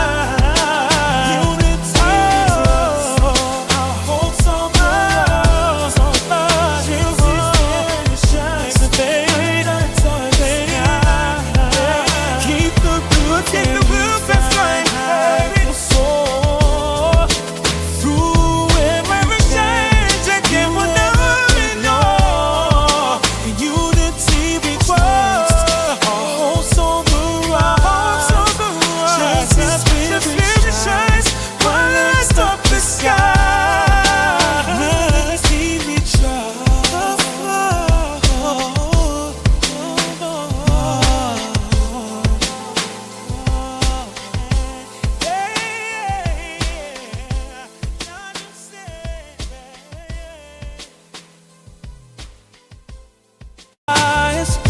Chelsea fans, we won't stop believing. New knock with every chant and roar, we rise for the fight. The blue flag in the air, let it fly with pride. We're gonna show the world all hearts open wide. From Stamford Bridge, share our voices to the light. We love for the team, stand strong by our side. Through every challenge, we will never ignore. In unity we trust, our hopes on the rise. Chelsea spirit shines, bright lights up the skies. And if a cowboy said, for real does, and then with a love this storm, every form says to bear, and there was a strife. You, my heart, keep the blue flame with eyes like we soar. Through every challenge, we will never ignore. In unity we trust, our hopes on the rise.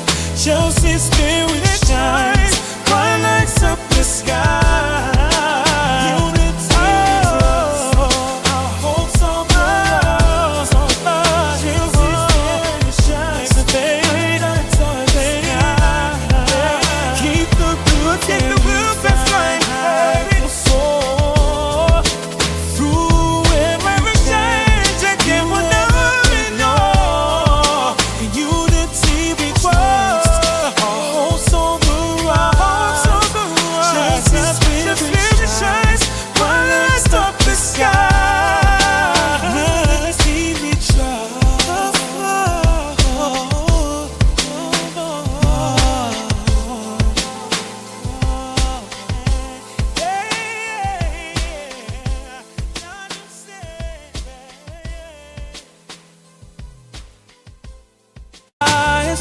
Chelsea fans, we won't stop believing. New knock with every chant and roar, we rise for the fight. The blue flag in the air, let it fly with pride. We're gonna show the world all hearts open wide. From Stamford Bridge, share our voices to the light. We love for the team, stand strong by our side. Through every challenge, we will never ignore. In unity we trust, our hopes on the rise. Chelsea spirit shines, bright lights up the skies. And if